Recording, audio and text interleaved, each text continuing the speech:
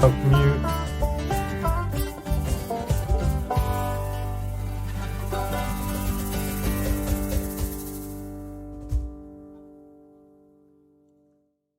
Hey YouTubers and friends, welcome again to another Tuesday Night Hangout Live. So good to see all of you here.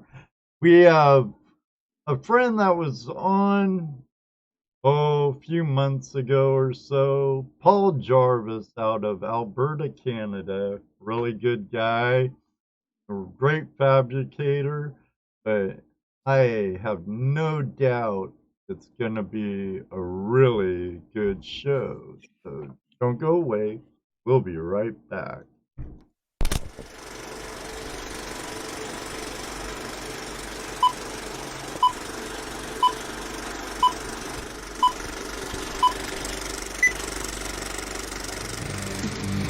Hello, everybody, and welcome to another episode of Tuesday Night Hangout Live. It's Tuesday night, Hangout Live. It's Tuesday night, Hangout Live. It's Tuesday night, Hangout Live. With your hosts, and Marvin, Toledo, Jess, and Dano. Tuesday Night Hangout Live is a Flash in Your Pan production.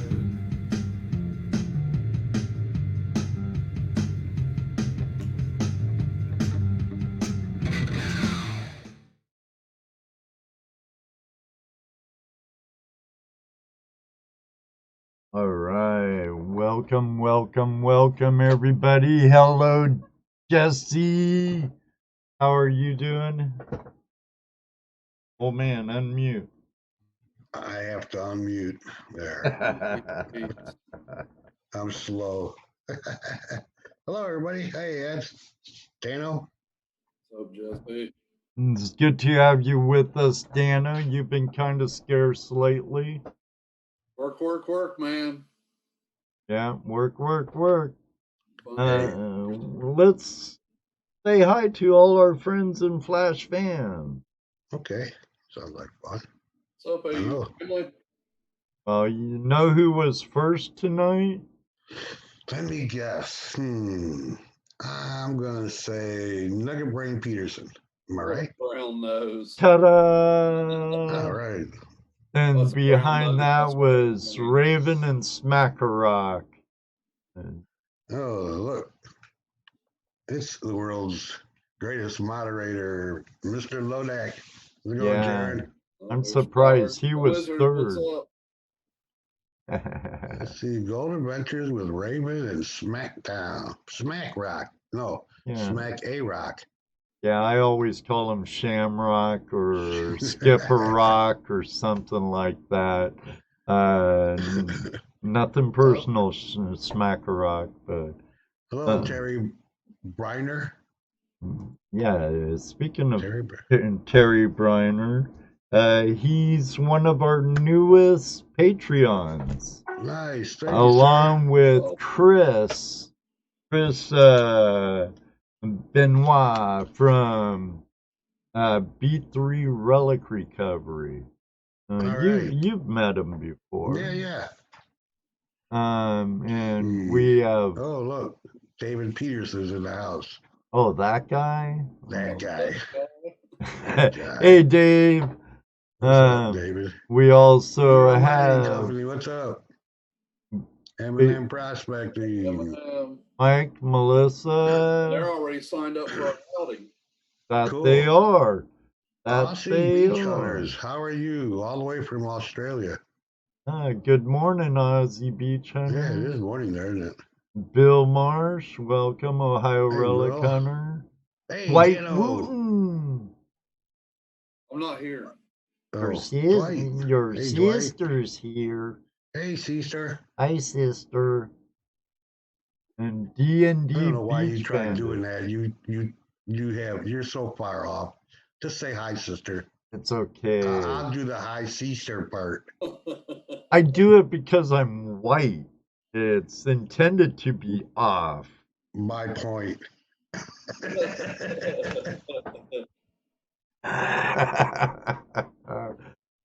Oh, BC. D&D. Beach Bandits. Yep, D&D Beach Bandits, and we have Diamond Miner Ivan's in the house. I Yes, want to and go there sometime. Strip 63. I haven't seen that name in a long time. There's David B. and there's Adam. Adam. Patrick Hey, Moore. Adam. Finger. AU. BC. AU Family Prospecting. Hello. Under California. Hello, new person. Prep 63. Hello, hello. Bob Dinault. Peener, how are you doing? How's it going? It's going well. It's showtime. Favorite time of the week. Hey, Benzo. Jerry, Mule's Jerry in here. there. Hi, Patrick and Wendy. Under California. Yeah, I saw that. There's New Kev name. Hubbard just stopped in. Woo! Yeah. Welcome, welcome, welcome. Benzo, how are you doing? Harry Curry. Teddy C.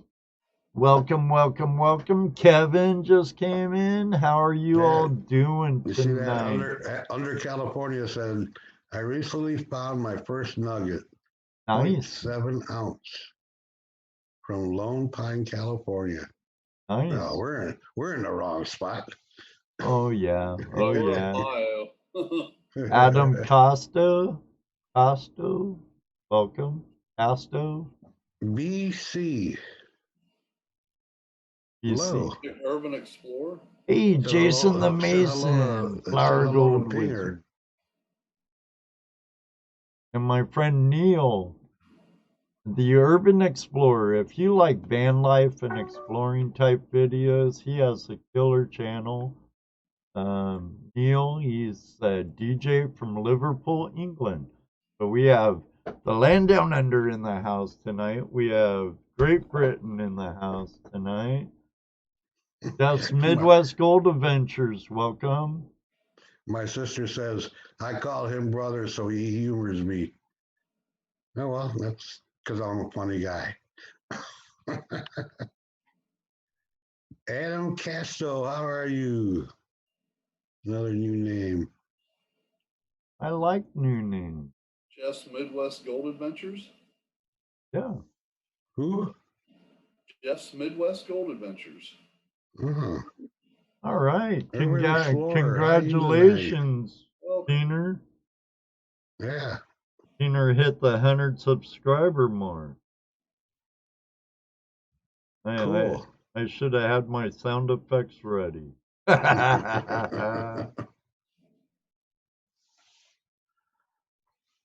Yeah, brother. There's Vicky. Vicky just showed up. Hey, Hey, Vicky. How are you doing? Oh, and there's Chris, King Prospector. What's up, buddy? What's up, Chris? This is for all of you out there. The cheers of the crowd. For all of you. How are you? Welcome. Hi. I like seeing it. King Prospector. We should talk about the event before we get in Event? our poll. Did you say event? Event? Event like for, releasing the air or? I got one of those. Event for releasing air. Yeah. Not event. Event. Event. Oh, Yeah. oh, you mean like a party or something like that? Yeah, kind of. It'd be a bunch of us gold diggers on the river for 2 days. Well, Bash. yeah. June 5th through the 7th, the first Flash Bash 2020. 2020 Flash Bash. And all of you are invited. 25 spots. They're shrinking.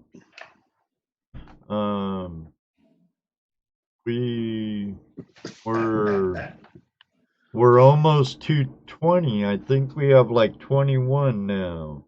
Really? Cool. And we're only we're not gonna add any more to the 25 slots. No. And first come, first serve. And so let's tell them a little bit about it. What it is us getting together. Yeah. We've got a spot here in Ohio that we're going to be using. We can't say prospecting because we're just going to be digging holes and getting gold. The prospecting has all been done. All we're doing is going in and.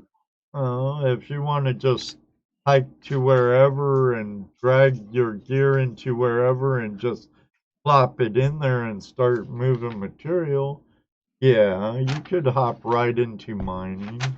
Yep. We've prospected it before, so we have an idea. But some of those who haven't, they might want to pan around a little and prospect.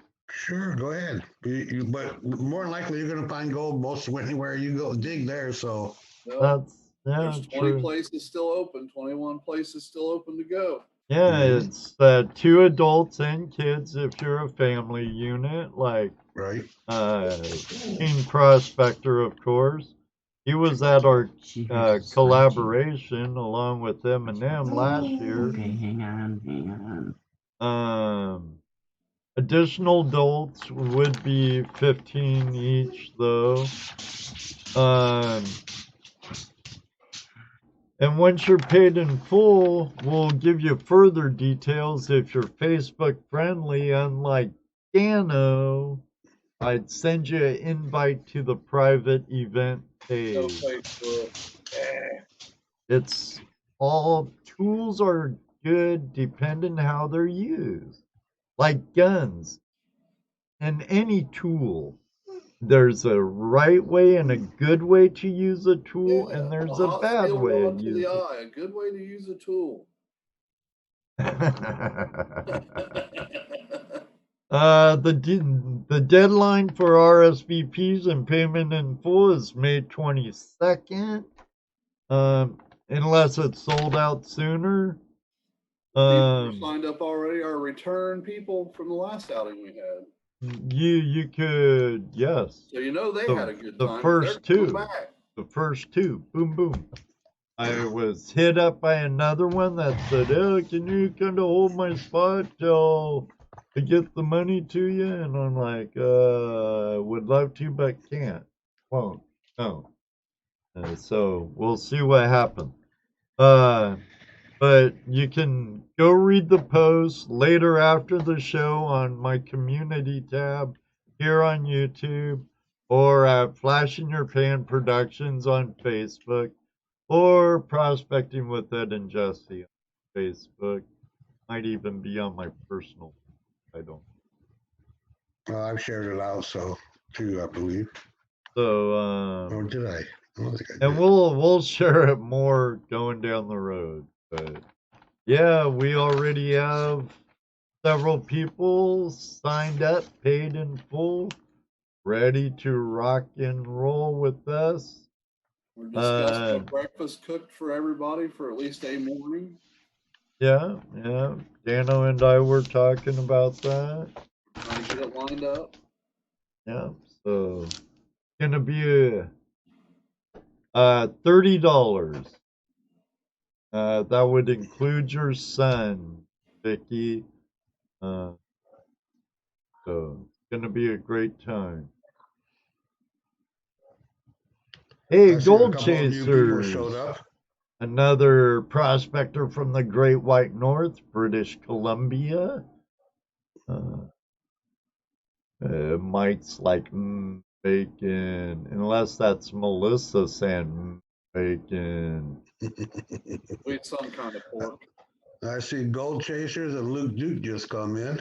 No worries, Stern. Yeah, it can wait. Oh, and ERT Radio. ERT Radio, how you house. doing, Ronald? Camper space is available. Yes, Vicky, camper space is available. You can actually drive a big motorhome back here if you need to. Well, you need well, to. Neil, They if might let us stay in it if you bring it, because we want that luxury also. Neil, if you're over on this side of the pond in early June, you know, you're more Did you than give out the welcome. date? But yeah, June Okay, I had 5th to through the leave for a minute. 7th, and deadlines for RSVP and paid in full by May 22nd. You know, it might seem like 3.5, 4 months out, but you know how time flies. Tick, tick, tick, Yeah. tick, tick. It did last year. We started about this time last year, and before we knew it, it was here. Gone, filled, boom, and Yeah. here.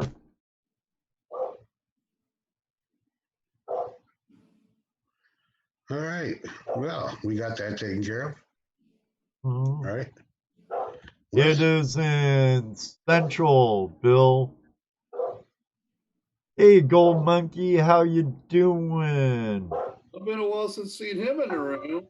Yeah, I was gonna send him a message. Samuel, if you want in on this, you know what to do, buddy.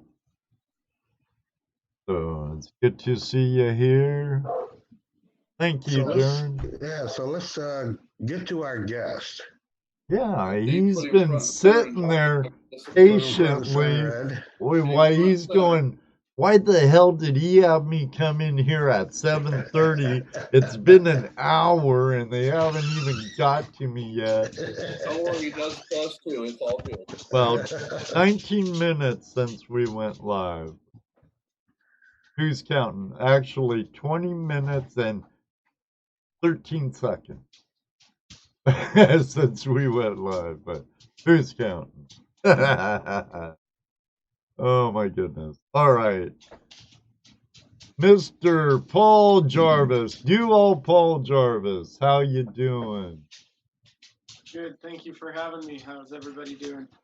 Real good. How about you? Doing really good. I'm doing awesome. Awesome. Life is 100%. It's great. That's excellent. good. You gotta like that, brother. So if you guys don't know who this is, he is from Canada. He builds sluice boxes and mining equipment, and a little bit of everything. Yeah, and I don't know if anybody's seen my video that I did a while back, where I talk about him. The quality of his builds are really good. That's what I like about him. He puts a lot of quality into it, not just slapping it together and shipping it out. You know, it's a well-built piece of equipment. I've got the Mini 6. I'm waiting to get the water table one. You know, so I can't wait for that one. Are you selling that one now? Is that one up? I'm still soon. Oh, It's I kind of had to back burner it just a little bit because our website is getting closer and closer to being finished. So I've been I'm a one-man show, so I've been focusing a lot of time in that direction. But the water table is awesome. So it'll be coming soon. Very soon. okay. I'll wait. I'll wait. I have like 3 of them, but like everything, I could just make them and sell them, but they need a little bit of testing in case there's anything I need to tweak in the design, right? So I still play them. Yeah, make sure they're exactly what you want them to be. You know. A little research and development. Yep. Well, you kind of said it. The quality is what we're after, so we spend the time to make sure that what we're providing to you guys is the best that we can. So we have, it's a long story. We have a lot of good equipment and we take a lot of pride in the processes we use, and for the most part it pays off. So you're a one man operation, right? I have help from outside people, but yeah, for the most part I am I'm the guy that picks up the material. I'm the guy that cuts the material. I'm the guy that bends material. I'm the guy that does 90% of the work on it. So. Well, I know you send your boxes out to be powder coated. I have a couple limitations because of the way my manufacturing is set up. Being that I work from home, I don't have a big power supply, and electricity is a big thing when it comes to welding.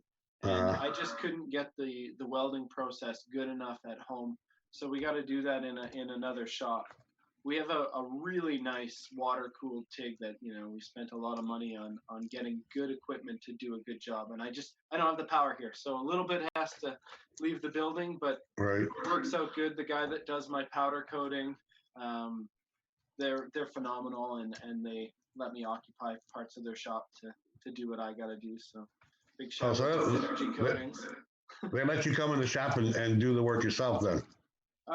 Yeah, like I'll show up with 300 feet of round bar on my shoulder and walk in the shop and sit down and cut all my material and weld it out. We've got a MIG there as well. We build all our grizzlies. They're all at a cold roll, so we weld all that up, and I'll sandblast them. They got a booth there. I'll do all my own sandblasting. I'll prep it all for powder coat so that we can try to alleviate some of the labor costs and keep the product a little bit cheaper, right? If I farm everything out, it costs me a fortune, and it really loses my touch. So I enjoy doing all these different parts of it. It's important to me.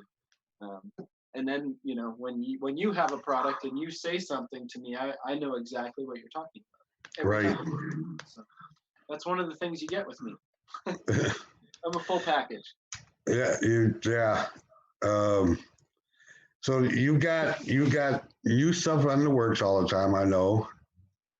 But what's your typical piece of equipment that you sell out of your shop, out of your garage?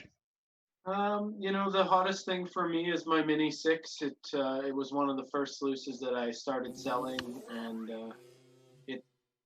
I think I've sold a few hundred of them by now, and I've only been making them for 2 years, I think. I started off with a batch of 10, and it seemed like it took forever to sell those 10 in the beginning, right?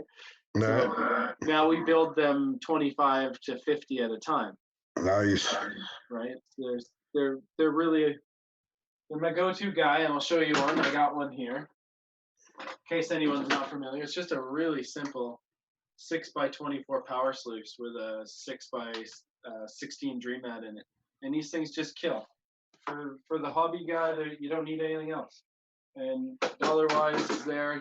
The whole point in everything I manufacture is to give you the Cadillac at the Cavalier price. That's what I try to do.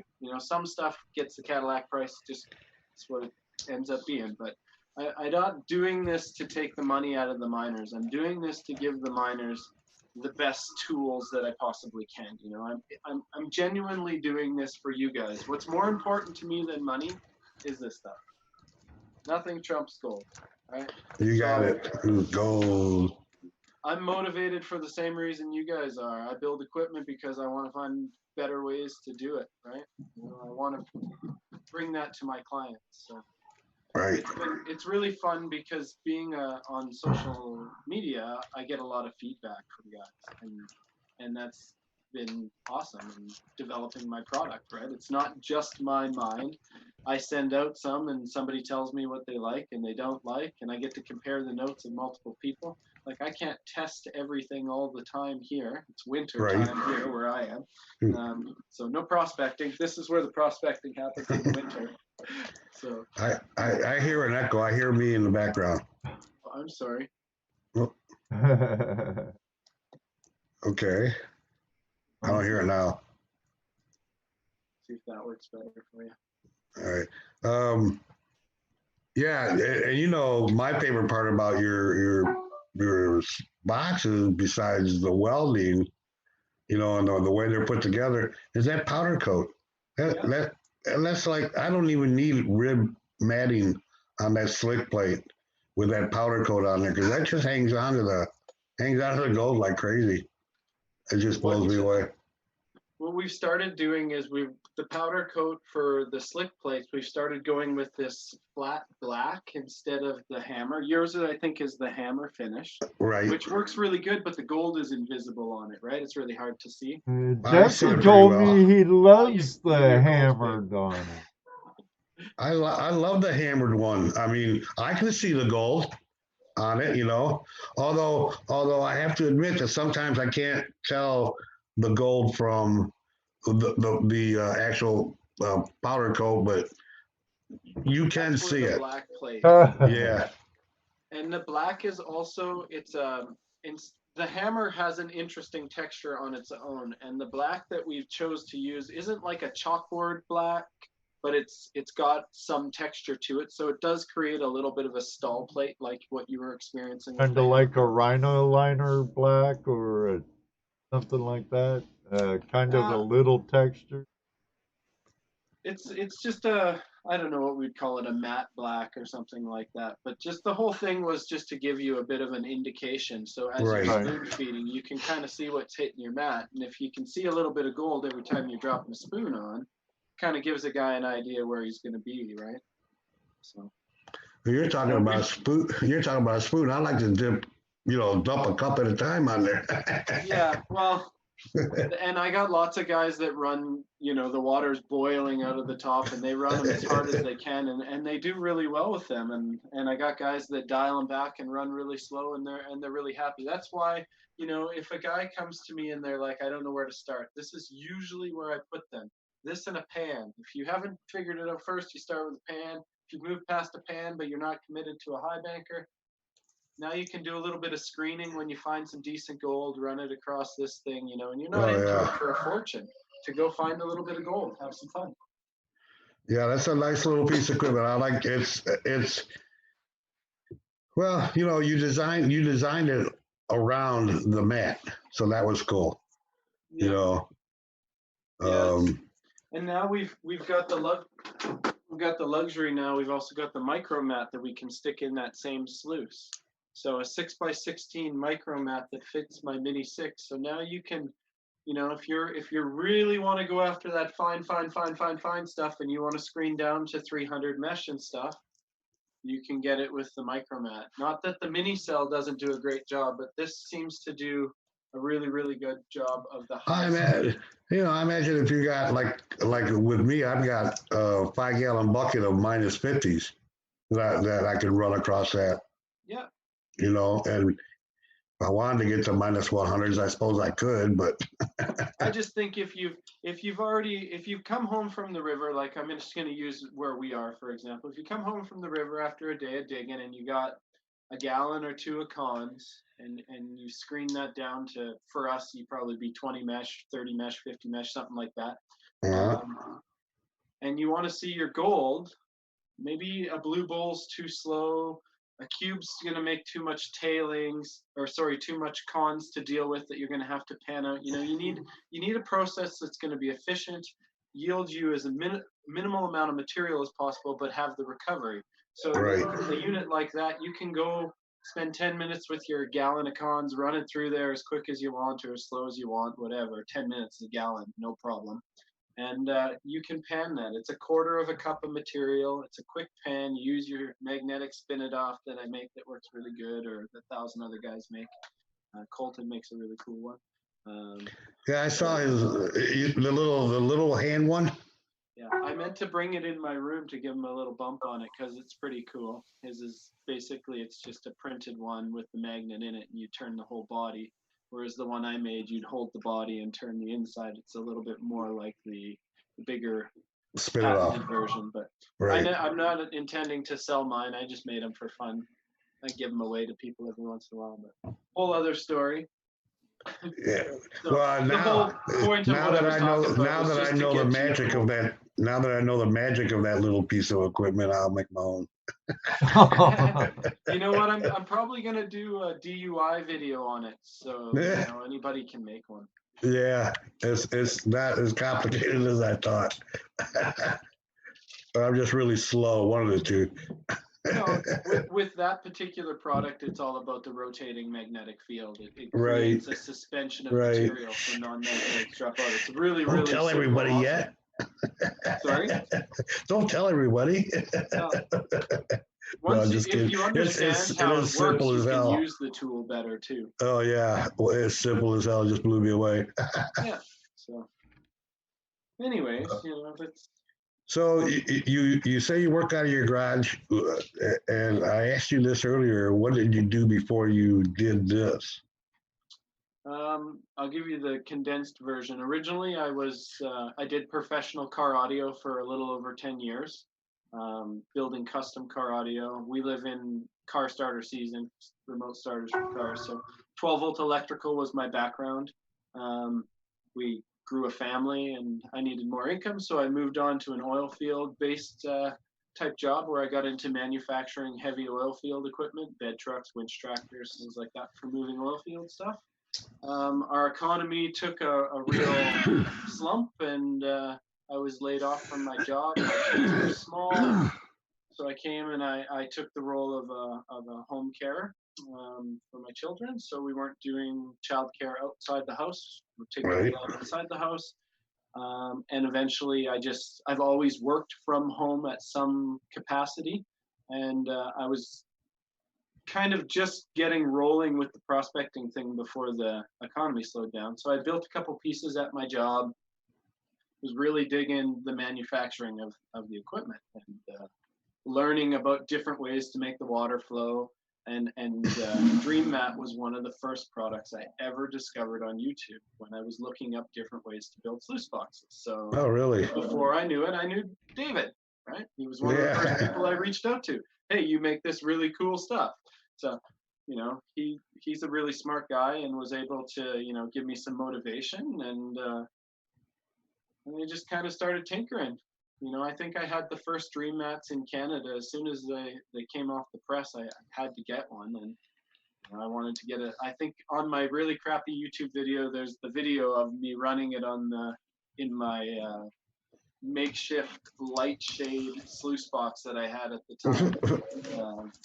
I was just getting rolling, and what really got me into building for prospectors was I had this big drive to start prospecting, but I didn't have the finances to go out and buy a pump and buy a pan and buy a shovel and buy a sniffer bowl and buy a magnet and buy a backpack and buy rubber boots and buy hip waders and have a metal detector, Right. a high banker.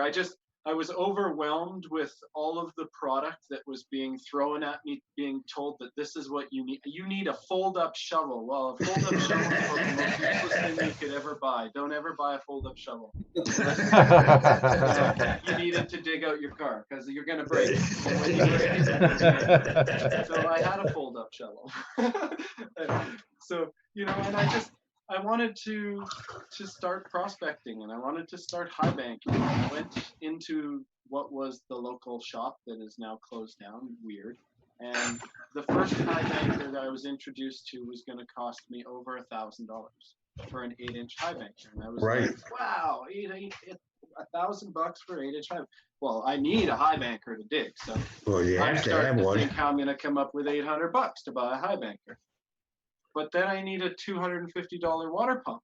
Oh, and then I need $250 worth of hose and cam locks and a screen, and before I knew it, they had me with a quote for $2,000 worth of prospecting gear. Yep. I had only seen 30 flakes of color in a pan. Yeah, and I was kind of devastated, and really I wanted to quit at that point, and I was frustrated. And I left the store with nothing. And I went to work the next day, and I was like, I had a picture of their high banker, and I was like, how hard can this be? I work in a fab shop. We make oil field equipment. Like, I should be able to build this. So the very first sluice I ever built myself was a 3-tiered 4-inch trommel. I went right for the big stuff. My downfall was I work in a welding shop that makes oil field. I guess. So but I did it, you know, and I figured out all the things to make a really complicated sluice. I didn't start off with something really easy. I picked something really complicated with gears and chains and electric motors and speed control, and every sluice had adjustment and the trommel, you know, like I had tried to think everything that I would want into a sluice. And then when it was all done, I was like, yay, look at me. I made this thing and it didn't cost me $2,000. Right. And I used that trommel for the entire season. It had miner's moss and expanded in it at the time. And I used that all season. I lugged it everywhere. It weighed like 150 pounds. It was made of steel. It was awkward to set up, but you know, I was all proud it was me. And that's where I started. And I would meet people at the river, and before I knew it, I found there was tons of people just like me. They wanted to prospect, they wanted to go out and do this stuff, but spending $2,000 to get $10 worth of gold was an unrealistic thing. It just wasn't happening. Right. Same here. And local, there was a very limited, there was some guys building, but some of the guys that were building were trying to take it, their prices were just as horrible, and some of the guys building didn't have the experience. They weren't building great things. So the market kind of had a spot for a guy like me that I could build. So I started off with my Mini 6. It was the first one I built. And I had the Beast Eater, you guys posted it on your advertisement for the page, that 12-inch into 16-inch sluice. That was the first aluminum high banker I ever made. I didn't build a little high banker. I went straight to a 12 to 16 flared with a divider, a bunch of dampening, action-packed, just like my trommel was, because that's the kind of guy I am, right? I come from a custom background. It's not like you don't put one light in, you put 25 in, and you make them dance and change colors. So having all these accessories and stuff in the product was really big. And I found when I got out to the river and I started doing things that my boxes were adjustable, I could make changes really easily. I could change my matting quickly. That's when I started getting into the Dream Mat, and I had to come up with ways to get their mats in and out. And it just started to snowball. I had to start overcoming all these different problems I was running into with product. You know, water spilling off your Grizzly, for example, spray bars that were ineffective, water surging issues, damming issues, material slurry damming issues where the material doesn't want to leave because the velocities change. You know, there were all these problems that I was coming up with in my builds because I didn't have enough experience and knowledge. And then I just keep meeting all these great people, and they keep teaching me more things, and I keep trying things. And eventually I was just like, there's a market here. I'm pretty sure I can do this. And 1 year ago, 6 months, we started Adventures in Gold Prospecting. I think I've had the web page, for 2 years now, and the official company is 1.5 years old. And we kind of just launched with our Beast Eater product because it was really cool. It was a kick-ass little sluice, or big sluice, I should say. And then I had an 8 and a 10-inch, 40-inch box, really simple with boilers, and they had good accessories, good crash box, and they were really simple, and they folded all up and they fit in your backpack. So people were interested in them, right? They were easy to set up, and people liked the fact that they were inexpensive in comparison. You know, I think my first 10-inch box were selling for like $550. You know, I was really giving away my labor at that point, but I was creating some stimulation of my product. And then lo and behold, prospectors love to talk and they start to share. And then I was able to start building some different products. We got into the powder coating. That was a really big thing for us. We stepped away from our boxes were originally riveted. So we were able to step away from that and get into a lot more TIG welding. And like I had mentioned before, we have a really, really kick-ass TIG. It's a water-cooled TIG. So we get good results. And we're all self-taught. That's something that I can't stress enough. Yeah. Even our TIG welding, none of us, like myself and my friend that helps me, we didn't go to school to learn to do this. I have a fab background, so I knew how to do basic welding. TIG welding is not the same thing. When you get into a really good TIG, there's a lot that goes wrong. So the learning curve has been pretty fun, but it's all snowballed and it's just kept going. And now we have, I don't know, I got maybe 20 different products that I manufacture on a regular basis. And You also do custom stuff, don't you, for people? and I still do some custom stuff. I'm moving away from the custom stuff a little bit. Oh, okay. Just because of the time restraints. Right. Custom is a real joy of mine, and it's a labor of love, and I love doing it. But 99% of the time, when you do custom stuff, you lose. And it's not that the product doesn't perform as well. It's almost impossible for me to bill the customer for the amount of labor that I put into these things sometimes. Right. We try to limit how far we go with custom. The last big custom one we did was the orange beast eater that I made that was to be towed behind a Kubota and be fed with a little Kubota bucket. Come on.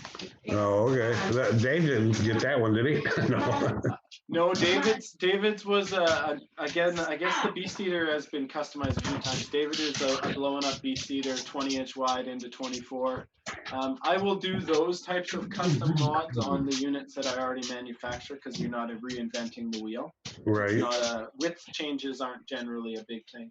But when a guy phones me up and he's like, "Well, I want to turn your nullifier into a dredge box," it's like it's a totally different ball game, right?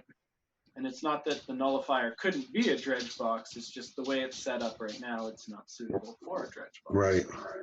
You know, again, I could just sell the guy the piece and tell him, you know, do it. But that's Put it on not how I do dredge. business. So, yeah. We did have a question for you earlier from our friend Flower Gold Wizard. And that was a little while ago. He's like, so, Paul, what kind of beer do you pound on break? What kind of beer do I drink? Oh, man, if it's wet and it's cold, chances I'm going to like it. My beer of choice, I'm a Canadian or a Coors Light guy. I like it simple. Just keep it cold. Keep it cold. But to be totally truthful, generally beer is the second thing I reach for. I'm more of a Gibson's whiskey drinker. That's my preferred choice. Ah. Although I don't suggest it when you're digging. Neither is beer. You want to drink like twisted teas or something. Stay hydrated, people. King Prospector says, "Come on, man, you need a PBR." Hey, you know what? That's an interesting thing right there. I've met so many prospectors that self-medicate while digging in order to continue digging, and I find that quite funny and enjoyable at the same time. Is that what you call it? Self-medicating? Self-medicate. Well, yeah. You know, when you've been shoveling for an hour and you're starting to get the cramp in the shoulder, you need a little medication to calm that down. Oh, okay. Gotcha. That's always Been in there. my shoulder. Right? I have problems with my shoulders too. Well, we legally can now do these things in Canada. It's completely legal to partake in that. So you can be at the river now and doing that, and no one can say anything about it. So Oh, that's cheers cool. to that. Go out and have fun. Absolutely. That's what. Yeah, that's right, Mike. That's what you're doing wrong. You're not self-medicating. Self-medicate and repeat and repeat and repeat. Hey, if you want to get the gold, you got to dig the dirt. You want Well, more no, gold, you got to David- move more dirt. David says he just likes to drink while watching someone else dig. That sounds good too.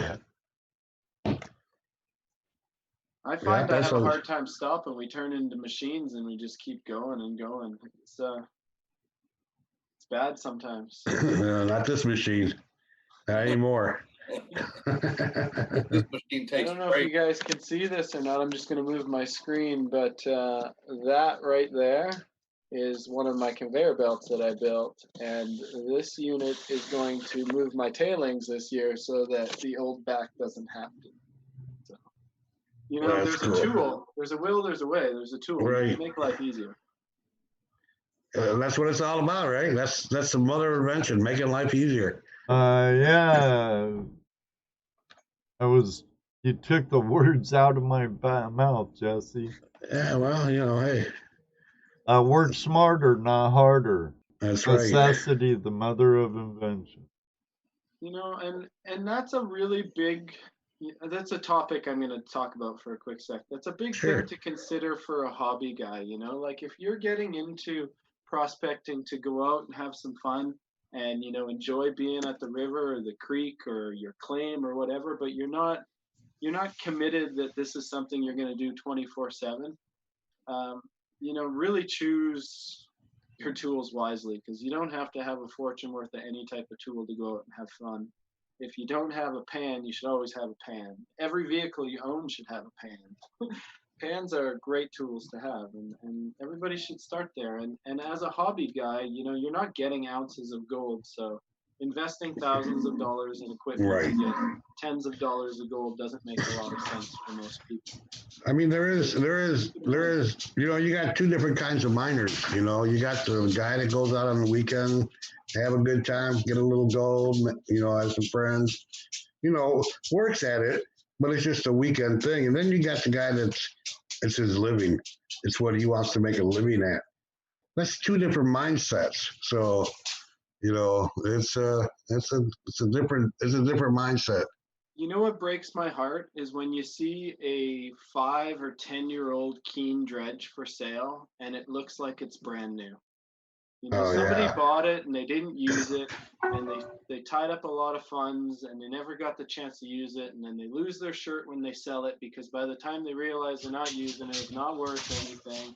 You know, like it's just a tough place to be. You know, that's why. Right. I get a lot of questions from people like, you know, give me a price list on your product and I'll pick what I want. And it's like I always want to talk to them and kind of be like, what kind of prospecting are you doing so that I can direct you into tools that will work efficiently for you? And you know, if you're only going to do it twice a year, let's not buy a $700 high banker. Unless you want to or you have the money to do it. But like, I can relate to that, Paul.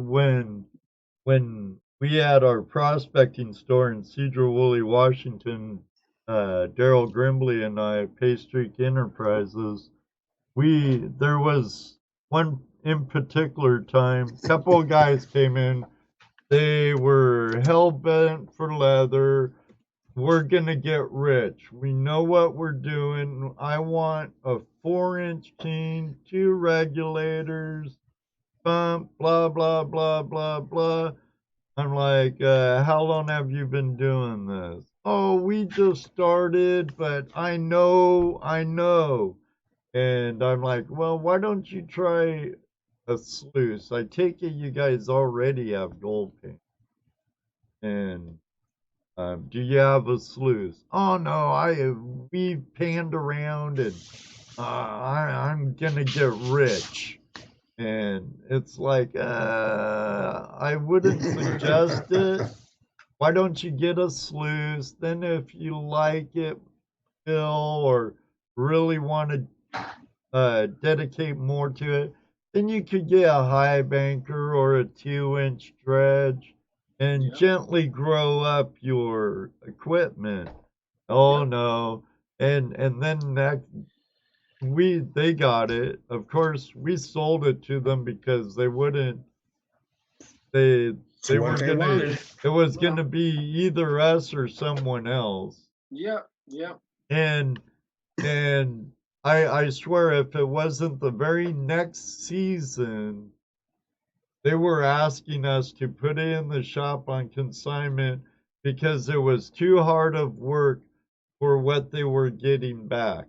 Right. And I'm like, well, okay, where are you working? And have you done your homework? I have a cool kind of goal that I like to give people, you know. This is, you know, you can kind of the piece of equipment that you choose and the amount you budget for, you should decide how long you want to work prospecting to pay for it.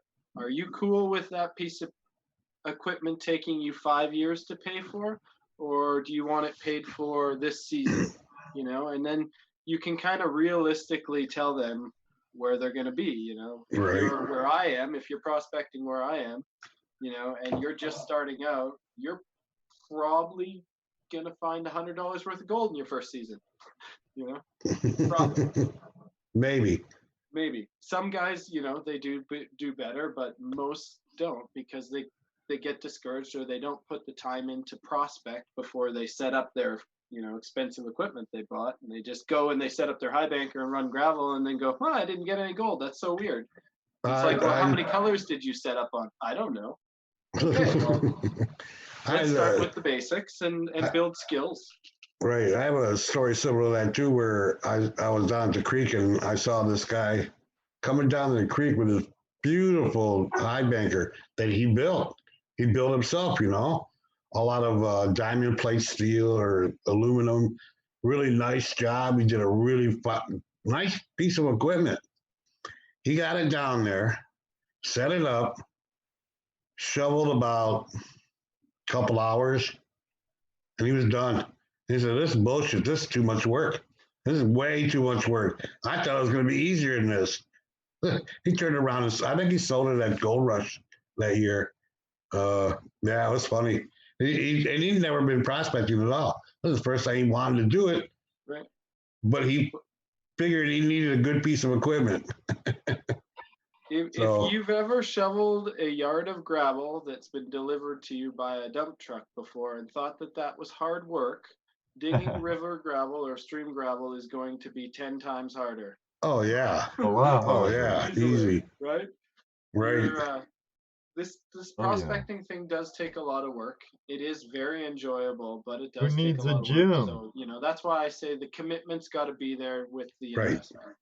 Right. Yeah, we have the real Gold's Gym. Who needs the imitation when we have the real Gold's Gym?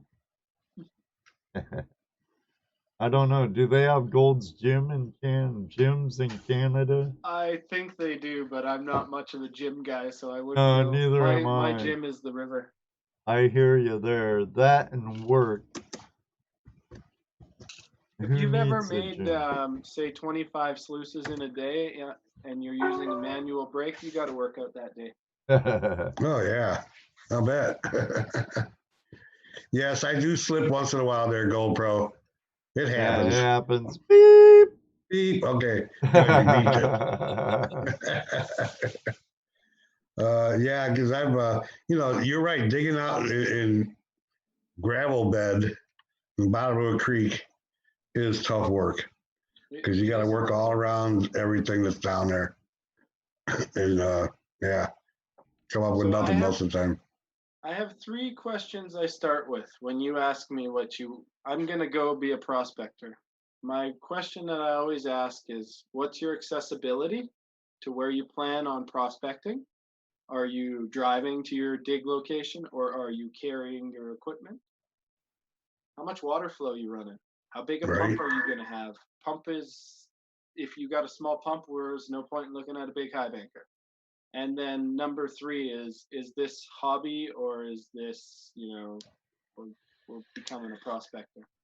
And Lifestyle. when you have the answer to those 3 questions, and the person you're talking to has those answers, then you can start looking at gear. Then you know where to be, right?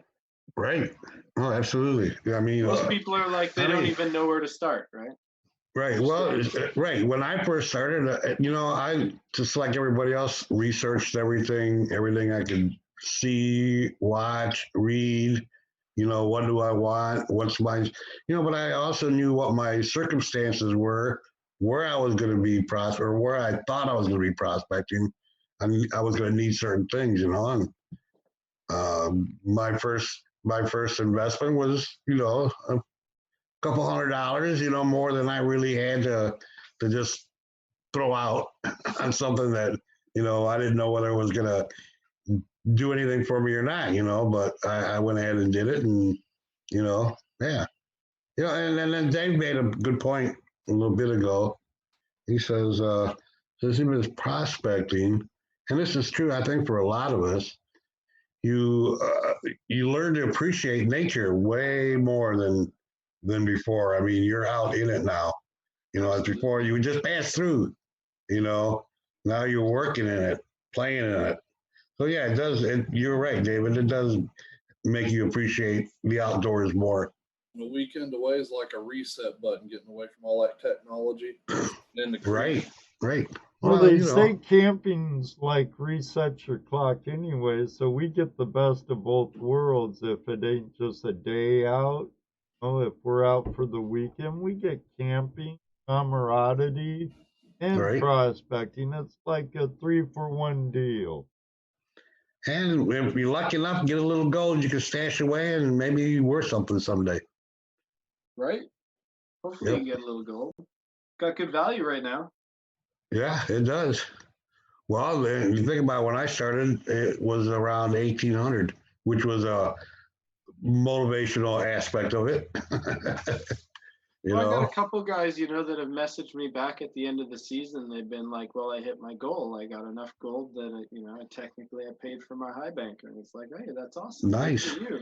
Like that's a good goal to set for yourself. And that's Sure. as hobby guys, we should set ourselves goals. Or we should set goals. We should set goals for what we want to, attain out of it. What do you expect to get? So it's a sport kind of, if your buddy's digging, you always kind of want to know what he was getting for the 3 hours Right. he was out versus How the did- 3 hours you were out, or Who did the who was best? set upside. Oh, I've You did the already best. found 2 pickers this season. So And then Chris from King Prospectors, he's saying, yeah, gets his kids out on the creek, gets them off the internet, gets them outside, Man, and making memories. I got the Absolutely. best story. We started prospecting when my kids were babes, right? They were literally babes. They sat in their car seats when my wife and I practiced panning and stuff. My kids learned to swim in the North Saskatchewan River, which is a pretty big river in Alberta. They started swimming in that the moment they could walk, right? So Right. for a family experience, it is a great way to bring your family together and get outside and do something different. And if Get you're them into outside. camping or into ATVing or horseback riding or anything, prospecting is just another one of the elements that tie all of these things together. You're into hunting or any type of outdoor event, you can tie Right. prospecting into it. And your kids will light up over this stuff. It's amazing what a kid does when you toss a little nugget in their pan, oh yeah. Even those kids that fight you all the way out there to out to the creek and fight you doing anything. Once they get a little taste of it, it changes them too. It changes their whole attitude. They get out there and start having a good time.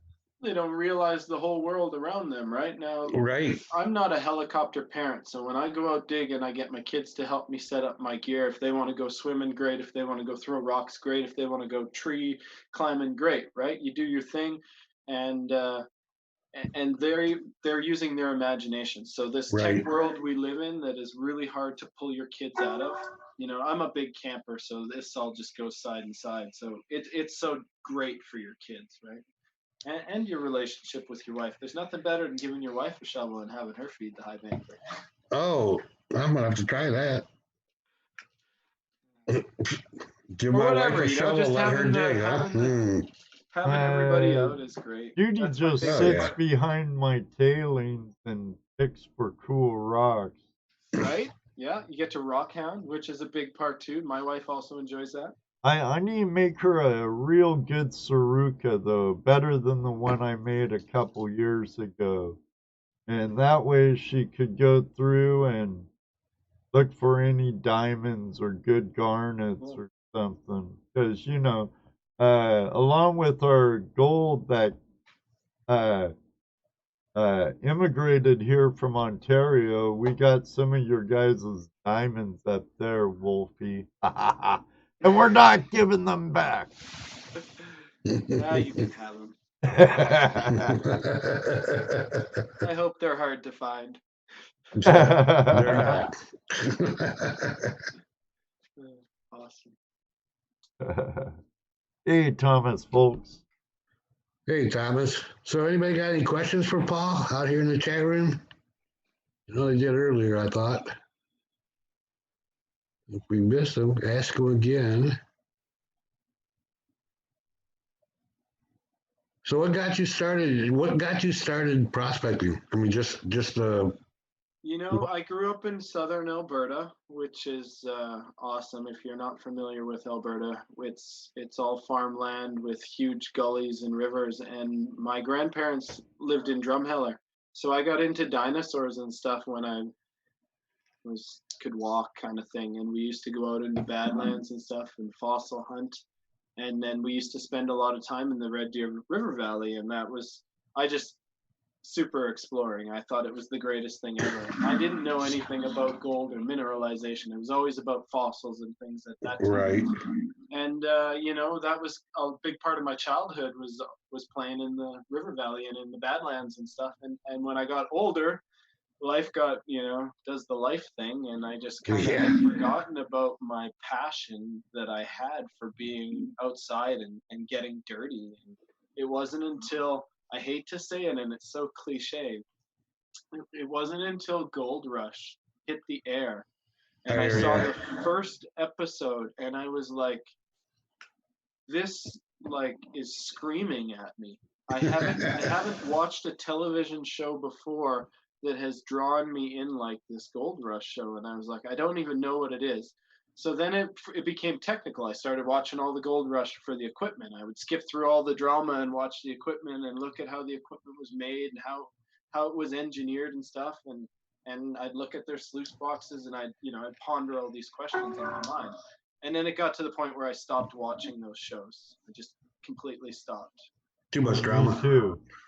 It just it wasn't it was getting too far away from the real life that I was looking for, right? It drew me in, and then once I was in, I knew better, and I left the Hollywood version to the side and started to focus on what was attainable for me, right? Right. And I think a lot of us have felt that way too, especially the ones that have gotten into prospecting and mining and stuff. They pretty much said, okay, we see what you're doing, that's fine. We're not watching you anymore. I mean, I still watch, like I watch Dave Turin's show. I watch Fred's show, Whitewater, because they're still interesting stuff to watch. Whitewater is about the closest to what we do now besides Devil's Canyon. Right. Personally, I have really started to enjoy the YouTube side. I like the real life prospector videos. Those to me are just awesome. That's mostly what I watch, Paul. Right. So who do you watch? Oh God, don't ask me names. I'm not good with names. I'm more of the kind of guy that sticks something in the search bar, and then whatever videos pop up, and then I scroll through to what I'm interested in. Right. There's a couple local celebrities and stuff that I'll scroll through their videos. But for the most part, I'm just a search bar YouTube watcher. That's why it doesn't bother me if people don't subscribe to my video, because lots of times I only watch 30 seconds of yours. So. Yeah.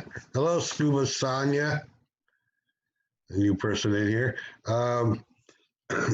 See, I like watching guys that show some good scenery and some good prospecting, little educational, I like, people like Two Toes. He does really good videos. Yeah. Jerry from, Motherlode Gold Prospectors. Right. Also, Brian. Brian Walders, American Gold Prospector. Then there's Vogas, Chris Vogas. Yes, Chris. From Australia, and Adventure Flower Gold. Wizard. He does some good videos. Yeah, that guy's funny.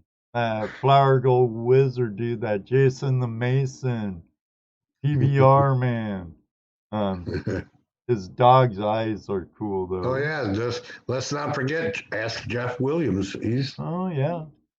he's fun to YouTube is a watch. great source, man. It'll fill you up Yeah. with information Well, faster yeah. than reading what I books. like about Jeff Williams, a lot of times you get a good Yep. Dan Hurd. geology lesson and a good lesson in hard rock mining. Now, like Dan Hurd and Pioneer Polly and those guys, they're killing it.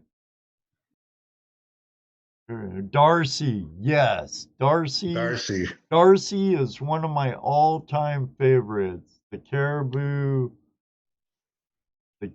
Mining District, Darcy Cooper. Yeah, minor or bust. Yeah, That's right.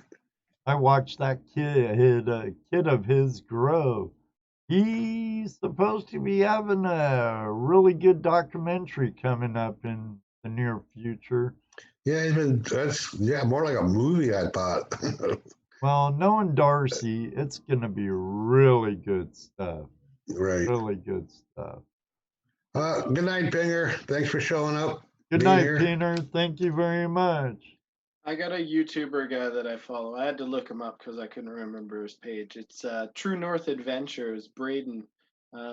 He just took one of my mini 6 high bankers. He should be making. Oh, some he's videos a with that. fellow Canadian of yours. Yeah, Oh, he's okay, from cool. BC. Yeah, he digs with Dan Hurd and Paulie. You and, betcha, yeah. yeah, So Cool. I got a piece getting in with those guys. So that's yeah, cool. yeah. I know who he is. Yeah, Scuba Sanya. Well, I'm a newbie. So much to learn. Oh, Even the old guys have been doing it for a long time, still learning new stuff. It's a constant never-ending learning curve. Yeah. If you say there's nothing left to learn, you are the type of person that I can't have a conversation with. There's always something left to learn. Always. Yeah.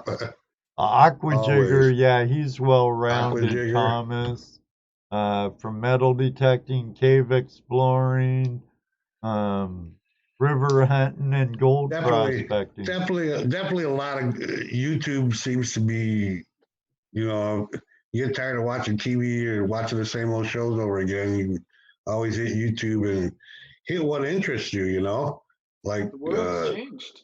Yeah, I mean, I find myself watching auction shows. You guys are doing storage auctions, because I like that kind of stuff, Well, what's the catchphrase today, right? Like if you're doing something and you're not sure about it, what do? You Google search it, right? Exactly. There's information available for everything. So like there's no excuse for people not to be able to do something other than I remember the days when I had to go to the library and search books and microfiche. Thank God the internet's around. Learn how to use the index catalog. Yeah. Now you can, in 5 minutes you can look at 1,000 photos of 1,000 different variations of one thing. So being creative is awesome. Or 4 or 5 different videos showing you how to fix something. The same thing. Right.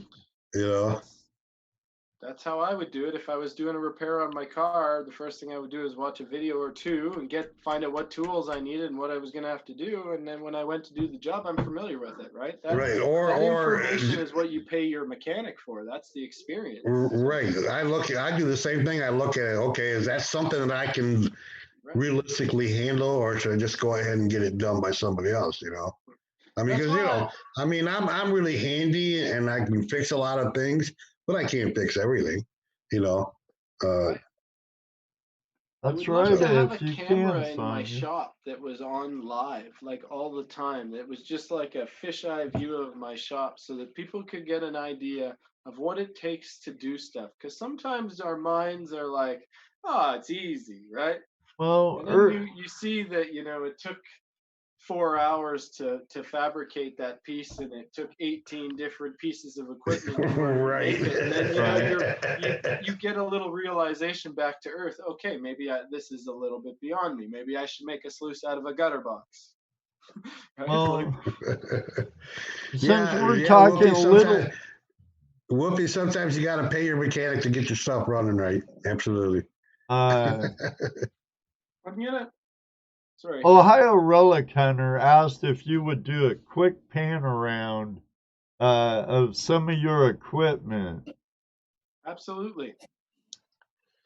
All right. Let's see how this works. I'll lower this a little bit. So this is the 6x24-inch high banker. It's a fully functional high banker, just like a big one would be. It's got an adjustable hopper, fully adjustable legs. This one is fitted with a punch plate grizzly. You'll notice when I do punch plate in my hoppers, they always go all the way to the top. You'll never see a small piece of punch. I hate skirting water. I just absolutely, it's a problem. So I always run full punch if I'm doing it. Cross spray bar. This guy will fit in a 5-gallon pail. My address is 802 South. I'll send it to you on Facebook. This guy over in the corner, I gotta thank a veteran out of America for this one. This is kind of an idea that I took with the collaboration of a little bit of help from different people. This is a 8-inch high banker. It's 44 inches long. It's made of 0.0640 aluminum, where normally I make them at a 0.080. So this one is basically half the weight. Pardon me. It has the quick adjustable hopper and quick adjustable legs. The whole premise of this box was for disabled vets. It was to be made under a certain amount of weight so that a guy could get it out, get it something you could throw in the back of your truck that weighed nothing and took absolutely no effort to set up. So if this guy has the electric pump on it, you can literally just pull the hopper up and tighten one screw and you can start running. So lightweight high banker for guys that are trying to get out into more remote areas or have a little bit of disability or mobility issues. That's where this guy came from. And this is probably my second most popular high banker because it is a large 8-inch high banker. It's capable of production. What's really cool is I use the mini cell high-low dream mat, and it has one of my little Jarvis riffle trays in the front. You can get moss in the hopper if you want, so you can get the extra recovery. But this unit, if you put 8 mesh grizzly over top of the grizzly bars that come with it, this high banker can double up as a cleanup sluice. So this becomes a perfect unit for a guy with a claim that has a lot of cons to deal with and needs to process them at a fast rate. He can process them across this unclassified, get all his big gold, turn around, throw a classifier in it, and go back and target it, that fine gold, and do it in one piece of equipment in a fast rate. So this unit's really cool, and it goes, and I sell it to a lot of people because it's a fairly universal machine. It's probably one of the only machines that I make that are, suitable for multiple applications, whereas the backpack one is more suited for testing or backpacking. It would not be considered a production unit. I think I showed this already. I have the Mini 6 in here, which is my most popular reduction sluice. These are awesome. They don't come with a leg kit or nothing. This is it. It's 4 pounds. You set it up on a 2x4 or a tote. I have leg kits that I will sell you, but the leg kits cost as much as the sluice, so I like to just, keep it this way to keep the dollar down. Most guys will set it up on a 2x4 across a tote. But this is a great. Or you can build a host of this pump stand. Yeah, or pump stand. It's great if you're going out to the creek and you're screening a bucket and you're bringing it home to do a recirc running, or if you want to take it out and use it, as long as you're classifying this. And then your high banker here. The high banker that you have your bigger high banker. Yep. What does that weigh? Which one, the nullifier or the beast eater? No. The one that the vets helped you with. Oh, this guy over here. Yeah. I always have it with all the packaging. It's less than 20 pounds, like 18 pounds. Oh, really? Oh, that's pretty light. It's a 24-inch hopper on there. The heaviest thing on this sluice box is the stainless steel leg brackets and the steel grizzly. So that's another spot where we can shave some weight off if weight is a big thing. I can go with a screen grizzly instead of a steel cold rolled. The steel grizzly, believe it or not, it will add like 5 pounds to a 10-inch high banker, easy. Yeah. Just the grizzly bar, right? Yeah, somebody wanted to know in the chat room what that weighed. Yeah, I think it would be right in around 18 pounds. That's not bad at all. Not bad. Versus if it was made with 0.80, it would probably be about 30, Yeah. 35, somewhere in there. So now what were you going to show us before I interrupted you? Oh, I had taken you over to the corner, so I have a trommel barrel here. This is out of my 5-inch trommel. I'm in the process of reworking it. I made 2 trommels when I worked in the oil field shop. One was a 4-inch and the other was this 5-inch one. They're both exactly the same. The 5-inch one has like, I don't know, 15,000 likes or something on my YouTube channel. So you should go look at that one. It's really cool. It's a switchback. It had wheels. It had handles. Again, it was made to take, it was the full 9 yards built into a sluice box, except it's made of steel, and that one weighs like 200 pounds. So this stuff is all on your webpage, right? Yeah, everything's on my Adventures in Gold Prospecting page on Facebook. Right, along with the prices, right? There is some prices are on there. I have some product listed, some of my more popular stuff.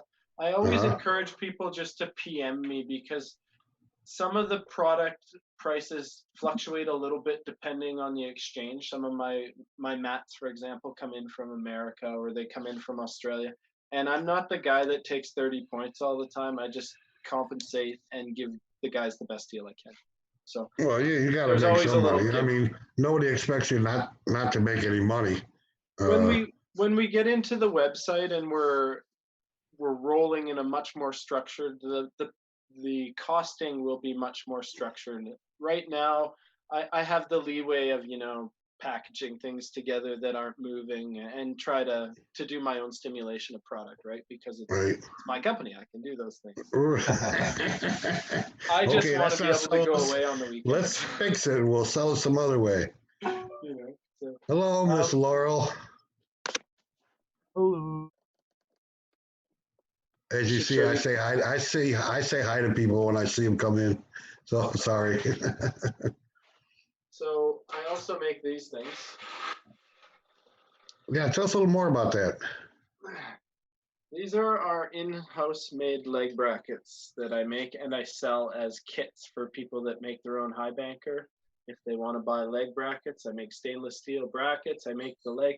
Everything we do in-house. We have this CNC cut and formed, not in-house, but everything else is done. It's welded, it's formed. I buy it all in raw stock. We cut it all down. We've also gotten into printing ergonomic knobs. So there's some on there too. So we can get a bigger knob on our leg brackets if the guy wants to. These will probably become more standard in the future builds, and they'll be available on our website as an upgrade to the leg kit. So we're getting into some of that kind of stuff too. It kind of sucks when you jump in on a product that just come out and you like it. Then next year they come out with an improvement to that product. You go, oh man, I just should have waited.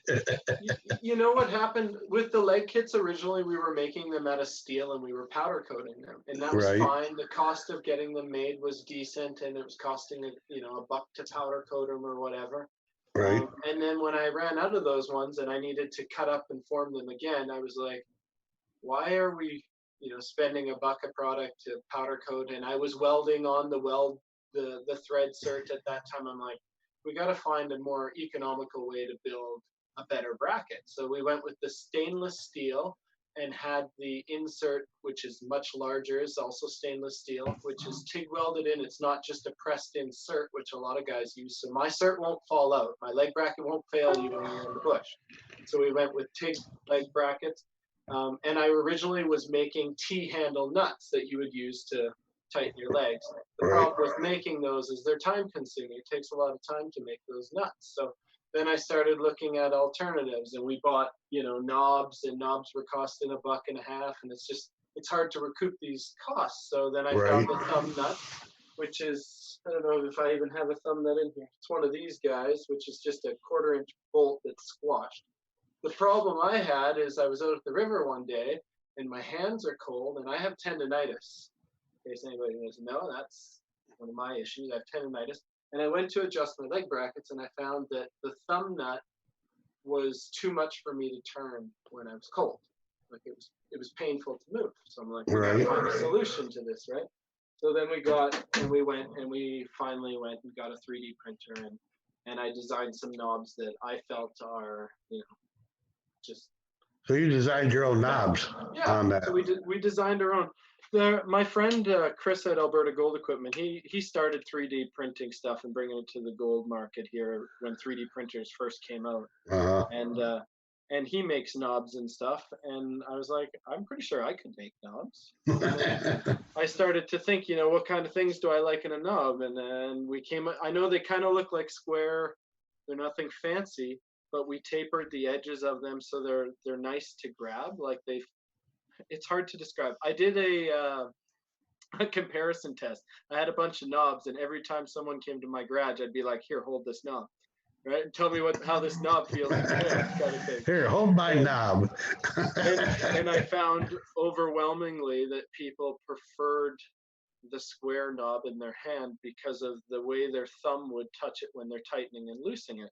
And then we put these tapered edges on it, so when your hands grab it, it feels soft. And I was like, well, there you go. If you got hands that are having a problem when they're cold, you don't want to be fumbling with something that's difficult.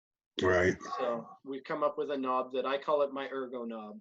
So if you have any type of hand disability, I would bump you up into this, and I wouldn't send you a thumb knob.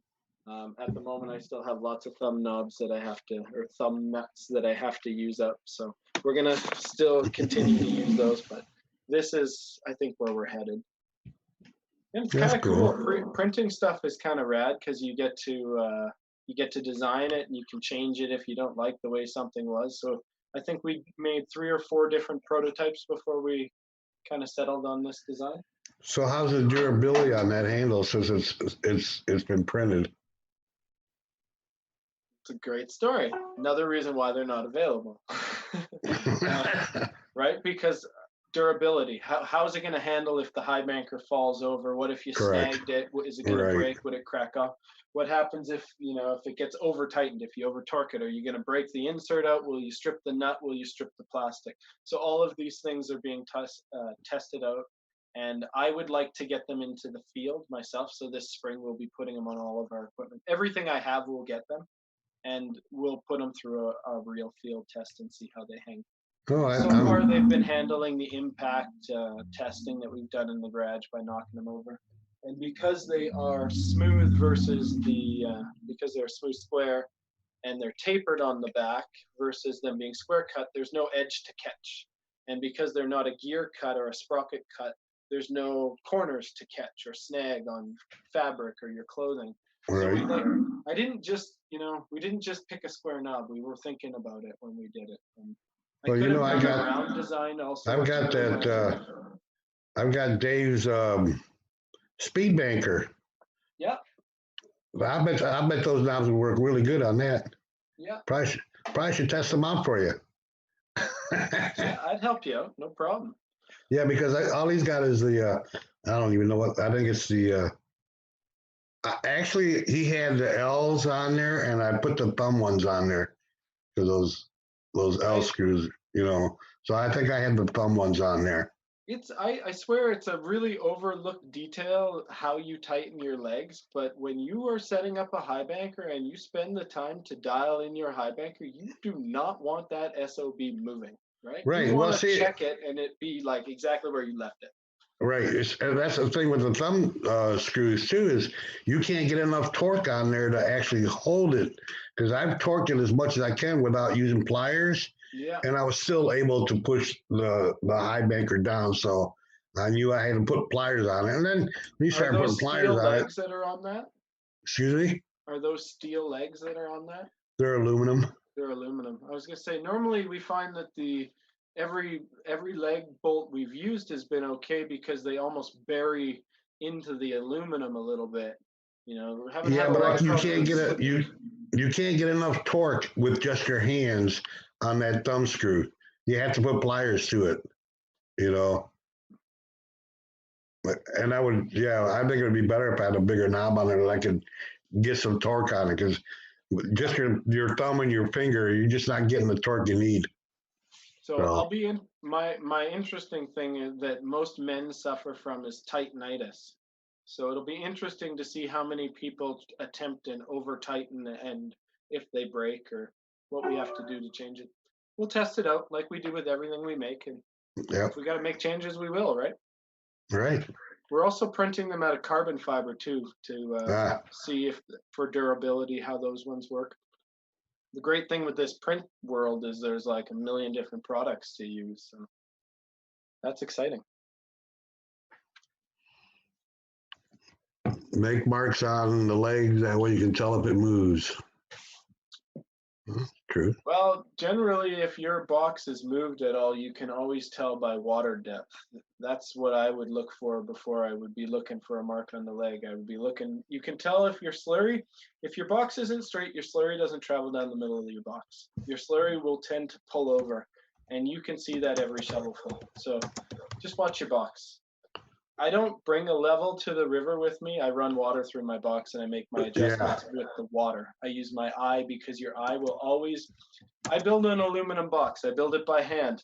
1 millimeter out is not level. I'm a human. Right. If I told you that I was only had a millimeter tolerance spec, I'd be lying, you know? So trusting a level on things that are manufactured isn't always a good idea. You're gonna have to do it off the bottom plane, and trying to set it on the bottom of your sluice is difficult. You're better off to look at your box, look at your water. It's Yeah, I just look at the water. I see how it's running down. I think the last time I used a level was last week setting up the blue ball. To me, You it's know? another £1.5 tool to take out to the river that I end up. You know how many Right. levels I've lost at the river? Yeah. You know, you gotta have room for beer in the cooler, not levels. Yeah. Yes, we do try to keep it up in the chat room. It's not always that easy. But we do try. We try. Care if anyone chimes in with you and us and asks a question? Happy to answer. Hey, Ray. Hey, Rusa. Beer. All right, Hey, I'm gonna. You want to take some questions? See if anybody calls in. I'm gonna drop in the link to Zoom. You can click on it and choose to go through the browser, or you might want to download the app. But you can come through your browser, or there's a list of numbers you can also call down in the description. But please, before you come on, mute the show and pay only attention to the Zoom, because you'll get all out of sync because of the delay and stuff. And then we'll hear the echo too. Right. Then you'll make Ed mad. Oh, you don't want to make Ed mad. Oh, ooh, yeah. Watch the Irishman blow smoke out of my ears. You wouldn't like Ed when he's mad. Nobody likes that one. Whatever.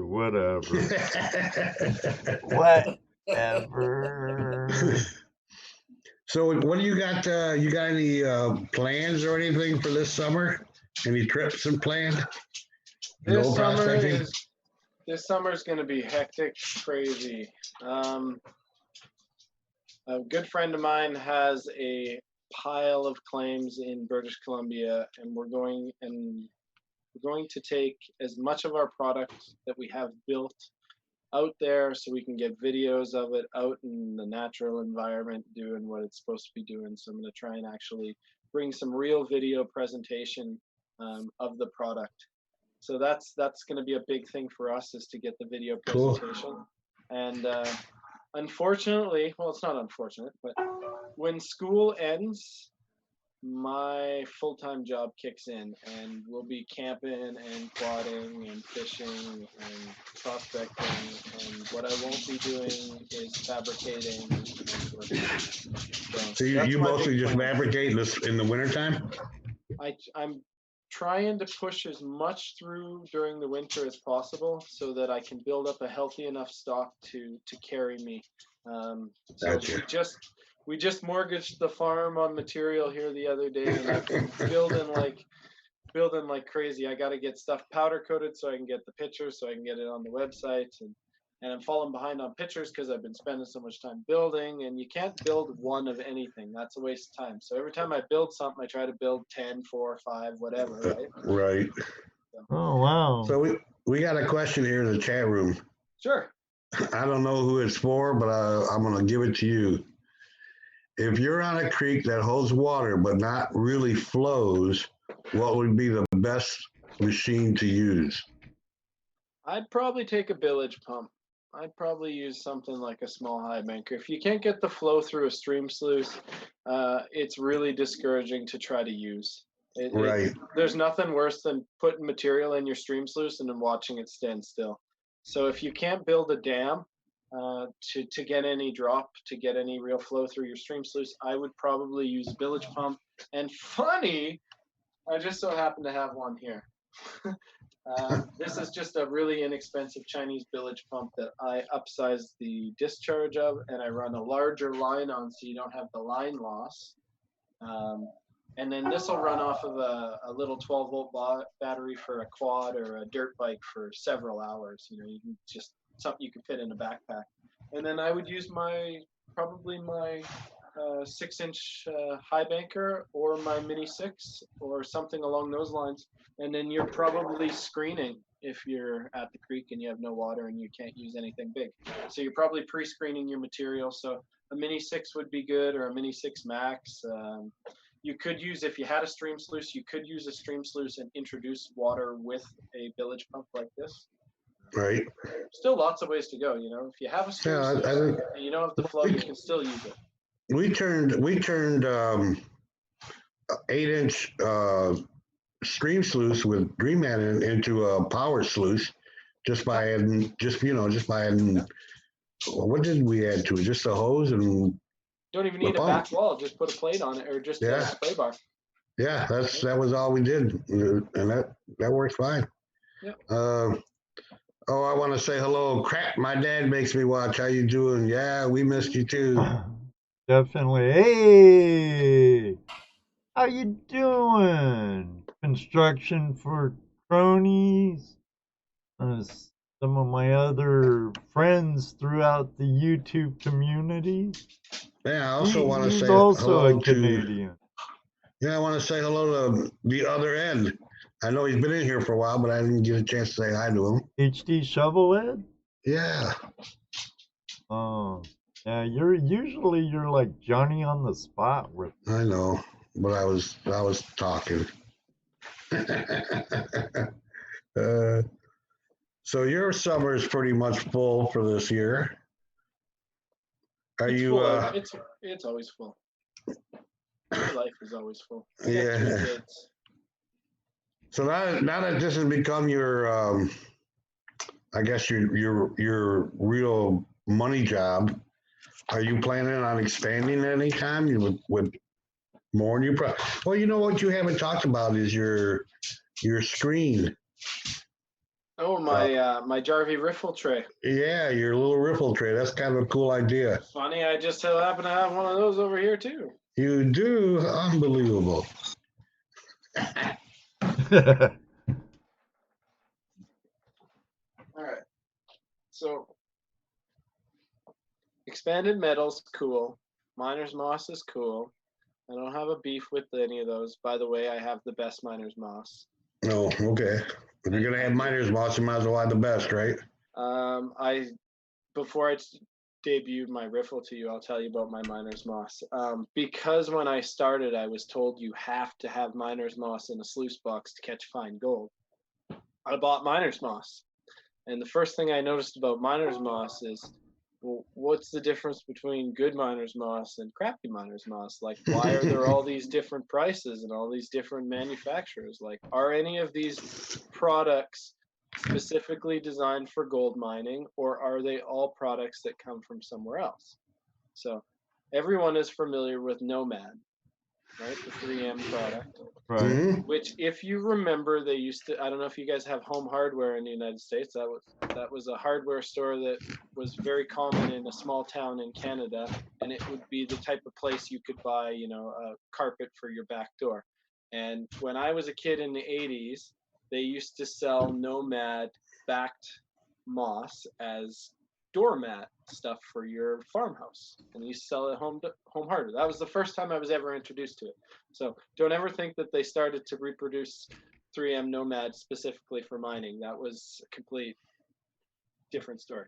So anyways, there's one type of moss. So I found, okay, start buying different mosses and comparing it. And all the mosses have different size weave, and they're made out of different types of nylon or plastic or ABS or whatever it is they're made out of, and they all react a little bit differently. Some of them are really squishy, some of them are really firm, some of them are really thick, some of them have big holes, some have small holes. Now, each one Some of are those loose mosses, and some are tight. this was, I think I had over 25 different samples of moss. So like I was heavily invested in trying to figure out which one of these mosses was the best moss.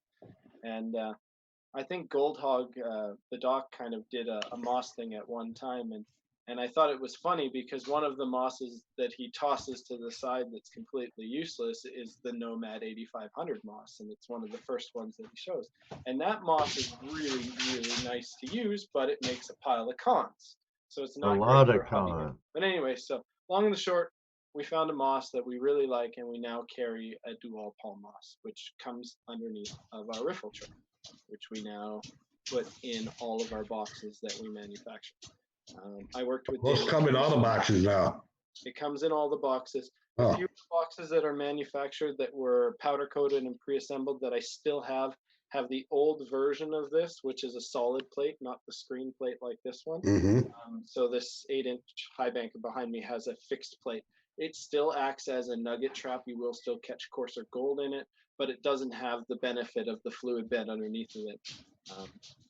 So in all future builds, you will see these in my boxes, and I call it a Jarvis riffle. And really what its whole purpose is to slow down the heavy material instead of allowing it to shoot right through your box. So it gives in my case, I run Dream Mat as my primary recovery. It gives your primary recovery a little bit of time between the shock load of shoveling. So when you shovel a shovel into your high banker, you know, the slurry percentage changes so drastically, and you really can't keep it consistent unless you have a conveyor feeding your system that you can dial in. So you have this surging of material. The things that change every time you shovel is the amount of sand, the amount of clay, and the amount of rock. So the rock is, a lot of the rock's getting kicked off the grizzly. So your percentage of how much sand and stuff that's in your slurry is constantly changing. So by using something like this, what I can do is I can saturate the first riffles and slow that down so that in between my shovels, it processes this material through. So it kind of gives me like a break, and it's almost like I'm more consistently feeding, because the lights, they're leaving. You know, they're never Right. They're They're gone. They're on top. They're on their way out. So what's landing on here is your heavy material and your small stones and stuff, and it backs up on this plate. And then when you aren't feeding it, it processes through. So by doing this on a 6-inch high banker, for example, it allows you to put a big scoop into the hopper and not saturate the primary recovery, because as soon as you saturate your recovery, and I don't care if it's miner's moss or Dream Mat or whatever it is, as soon as you saturate it, it turns into a slick plate, and that section of the recovery is inactive. Right? Your material is leaving until it finds a place where there's activity. So this type of riffle tray really slows down that heavy material and increases that process time. And you say it acts like a nugget trap too, right? And it acts like a nugget trap. Yeah, it works very much like a standard riffle. So once your heavier gold drops into it, it has a really hard time going over it. There's no real water force rolling over this tray like you would have in a standard Hungarian riffle or something, where you've got a vortex created behind it. There is no, it's hard to show here, being that it's screen, the water is flowing through the riffle, right? So your material that doesn't go through the riffle with the water has to go up and over and up and over. So bigger gold is going to fall in and have a really hard time making it to the next wave. And it's not sitting there tumbling in a vortex like it would be with a standard riffle. So the other thing that's really cool is because I run moss underneath of these trays in the bigger boxes, in the 10-inch box, and it will be in the 8-inch box as well. In the 6-inch, it's just VMAT. But what happens is it allows you to capture quite a bit of your black sand and stuff in that miner's moss. So you can increase your runtime. Not that DreamMat has a runtime limitation, but you can increase. You can push the production of it a little bit, I think is what I'm trying to say. So I like to combo my boxes with a small moss section and a DreamMat. And I'm not using the moss because I think it's a better recovery. I'm using it because of the properties that it adds to the other pieces. You know, if you put 3 pieces of recovery in your box and one of them is exceptional, are you putting it at the beginning or the end? You know, like, and why are you putting it there? And the reasons you are putting it where it is because you're trying to maximize the recovery of your other components. If one component is falling on its ass but does really well in the tail, it should not be at the front, right? But it can still complement the system. So this is one of those tools that I've been spending a lot of time with, and I'm really happy with the development of it. And David has put a patent in on a slightly different version than this. That's why I call this one the Jarvis Riffle. I'm not sure what David's going to call the actual patented one, but the patented version would use 2 of these plates, and it literally would have a piece of miner's moss between the 2. And the idea with that design is that in the bottom of these triangles, you have active fluid beds. So the moss is more of a filter for the fluid bed, so that you're only getting a certain size of material. I tried to build a few of those designs for a couple of my boxes, and I made a few and sent them to David. It's very difficult to get the miner's moss to follow the shape of the riffle when you have to sandwich it all together.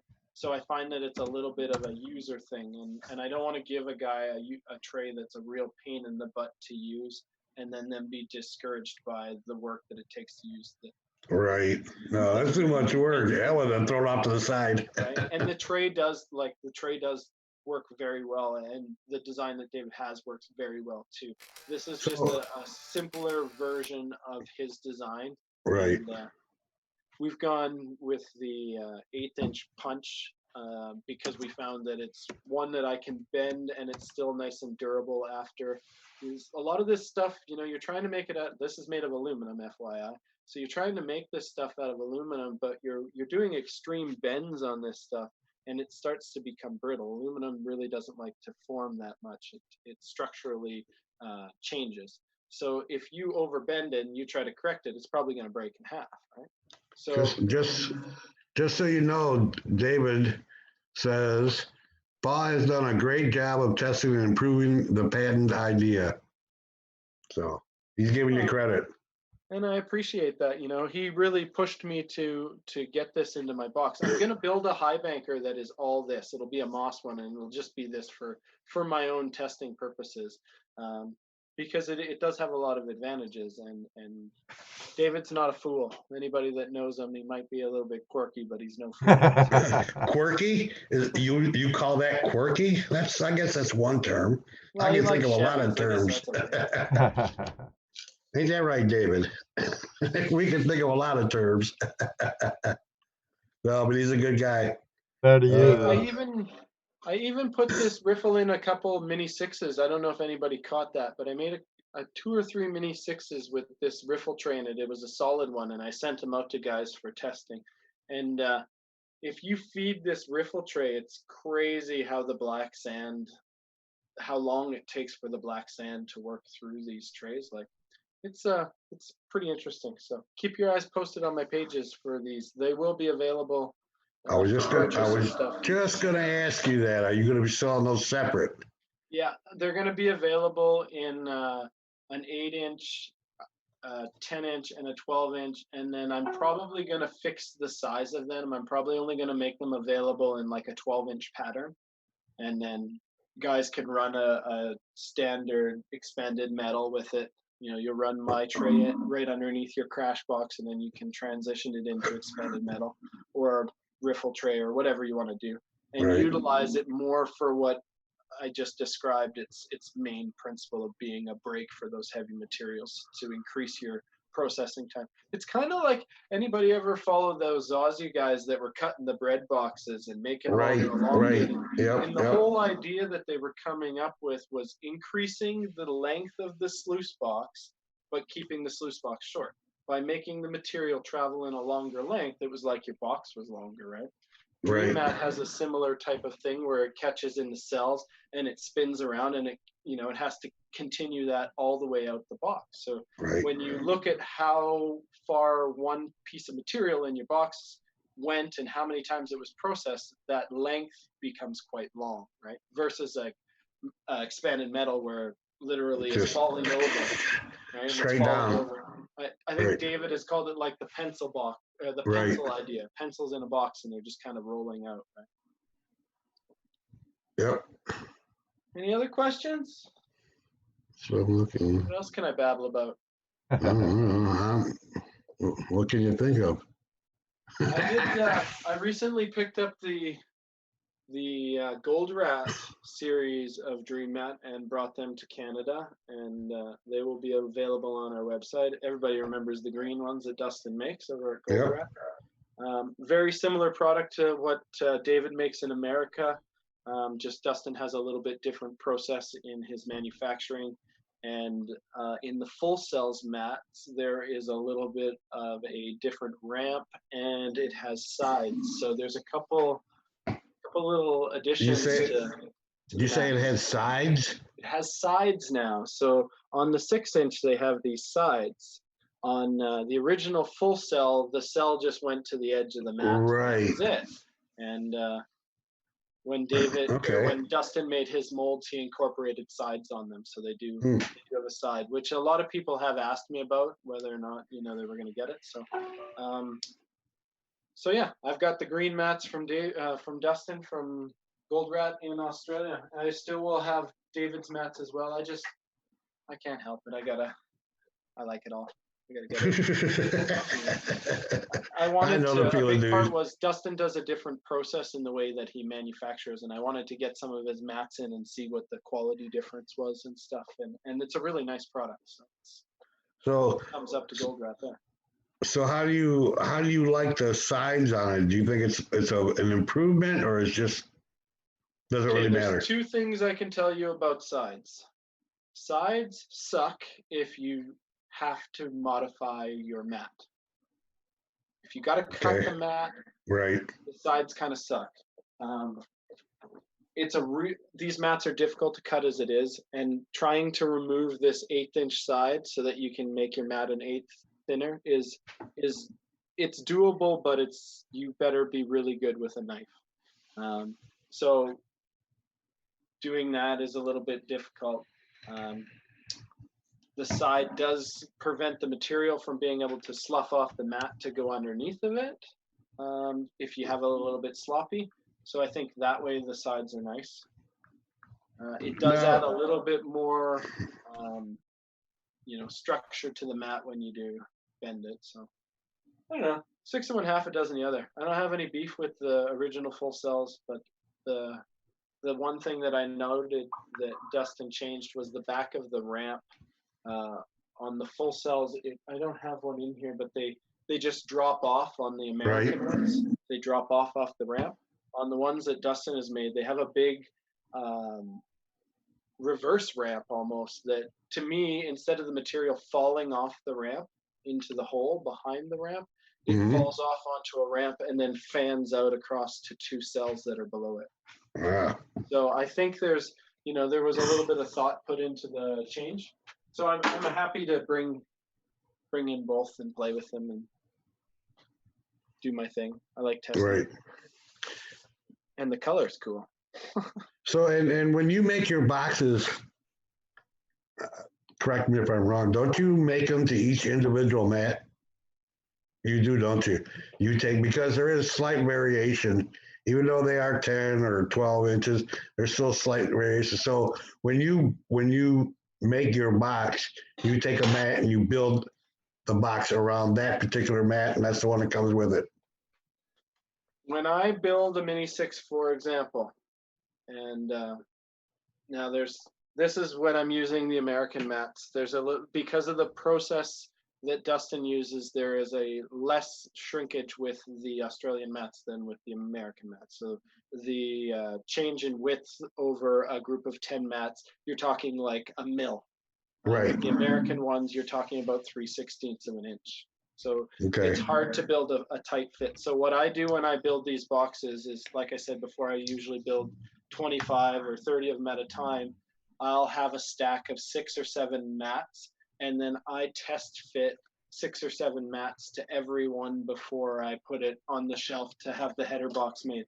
If I can't put 6 mats in it that fit decently, that I would sell out the door, it goes in the B pile and becomes turned into something else. So I'm for me, having a mat fit the box is it's the biggest key. And that's what separates a lot of guys in their quality is they throw a mat in, and in the picture, oh look, it's a perfect fit. And then you get it and it's got a 1/4 inch gap. Well, when you feed it, your material's in there, right? Then then the mat ends up sitting up on a bevel because it's built up material under it and it doesn't function properly. So I do take the time to make sure that the mats fit good. With that being said, if you say I want to add a 6x16 mat, I'm going to go to the shelf and grab a 6x16 mat and I'm going to send it to you. And it is what it is, right? It may or may not fit. They'll always fit. They just might be a little bit sloppy and you might have to do something about it, right?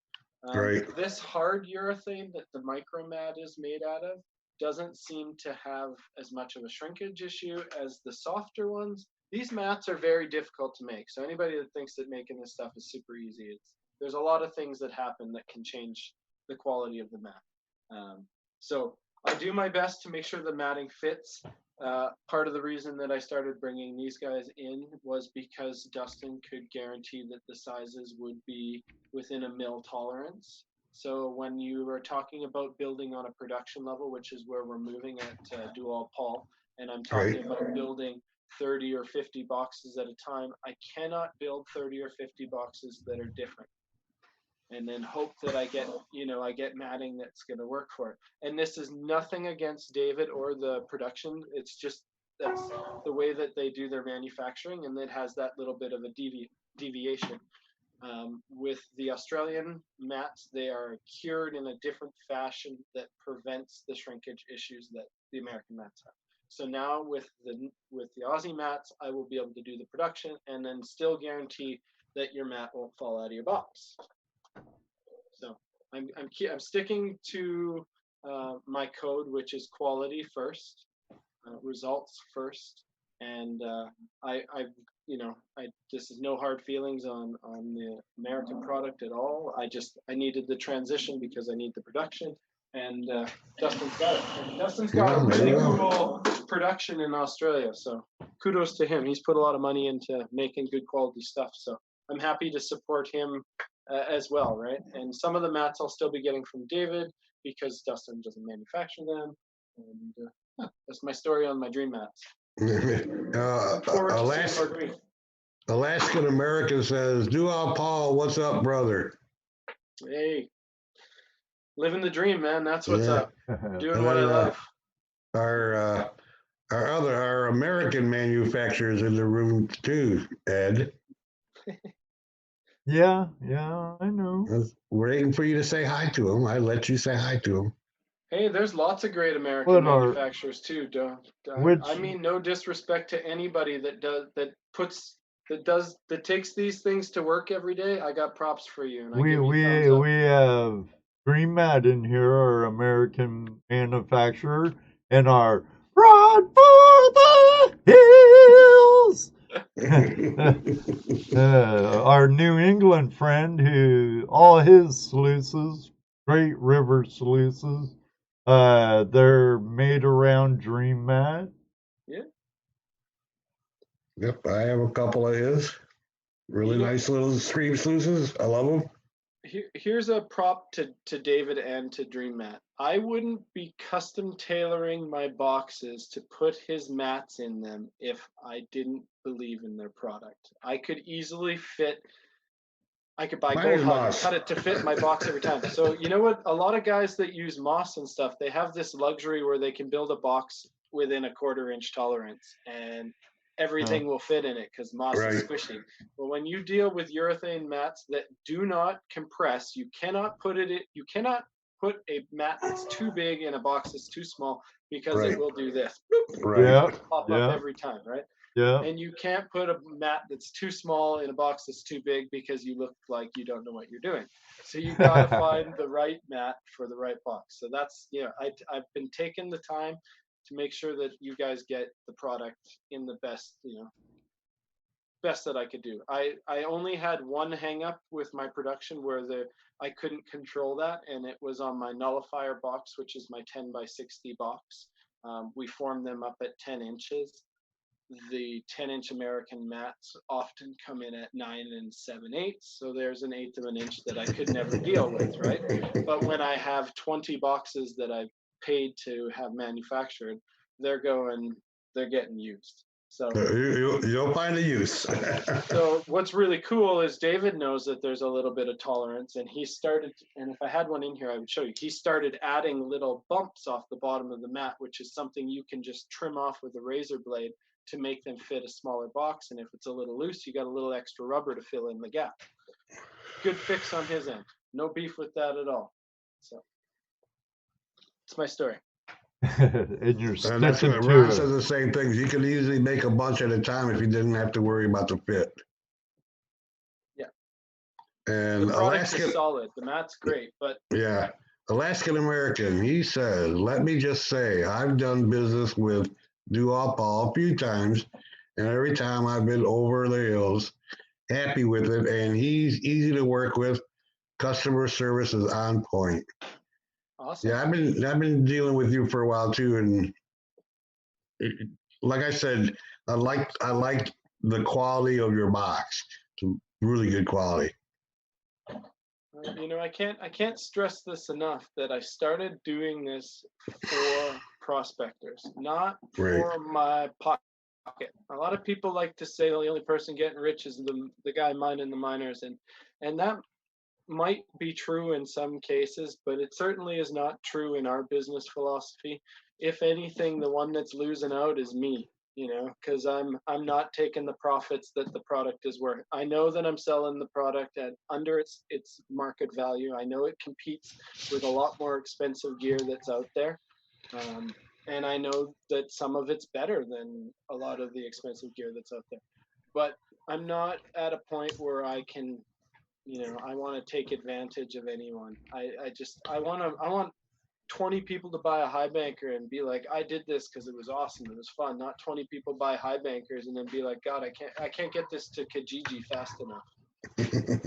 Hey, Adam. So, love what you do, or don't do it. That's right. I just saw somebody else had a comment here. Well, I was gonna reply to Reg Lab. Go ahead. Having withdrawals, pay dirt withdrawals. Can't wait to get my bag from Tom's Gold Dirt, which is a good bag. And if you want to purchase anything, use Splash for your coupon code and get 5% off of your purchase. But he's thinking about a Canadian company, and I was just about ready to click Dirt Hog, out of Canada, BC, I think. But sure beware. It's got 2 G's. I was gonna say that. Beware, there is a counterfeit that goes by Dirt Hog with 1 G. If you want the right URL to his website, though, go to goldprospectorspace.com. Become a Yep. member. It's absolutely free. I think everyone in here, there's a lot of members of Gold Prospector Space in the chat. And they have a banner for Dirt Hog. I hear nothing but good things. One here in the southeast would be ipanforgold.com. MDV's a great guy, not out to mine the pay dirt miners, and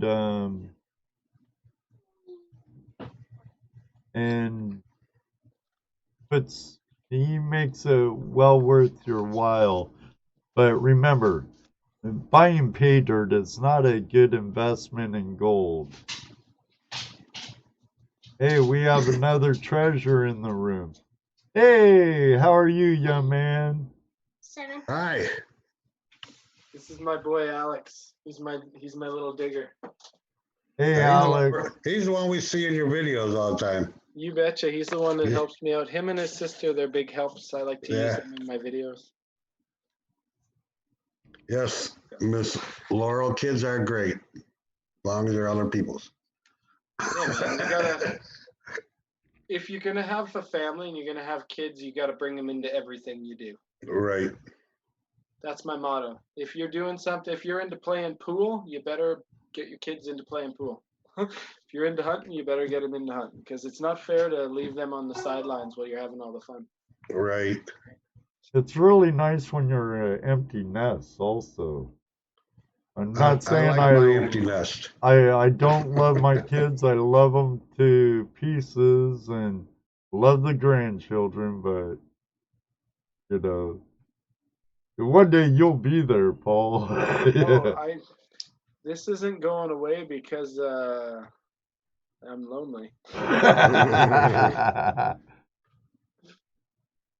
Alaskan American wants to know, Paul, any plans on producing a portable conveyor? Oh man. Well, did you... speaking of it, he has one right there. Again, There Paul, is- my address is 802 South. I'll send you the rest on Facebook. This isn't like this is my. This will be getting its first full like field testing this spring. You know, I played with it all last year in my backyard, basically throwing gravel on it, and it's working really well. But I have a hard time selling things to people that I'm not 100% sure on, and there's still a few things in the design that I would like to tweak to get it to where I would feel a little bit more comfortable with it being a sold product. It's fun to make things, don't get me wrong, it's really fun to build cool things, but building them to sell to people, it has to meet the business it has to meet our business standards. So I'm not going to release something like this that might work okay or might have some issues. I'm going to work through it, and then when I think it's ready, I'll debut it as a product ready to come out, you know. So at this particular time, I would not say that I have a conveyor belt to sell. I have some conveyor belt designs in the process, and I am starting some field testing, and we are working on a new drive setup that, if we get it worked out, will be what we use in our future built trommels, which we don't do right now.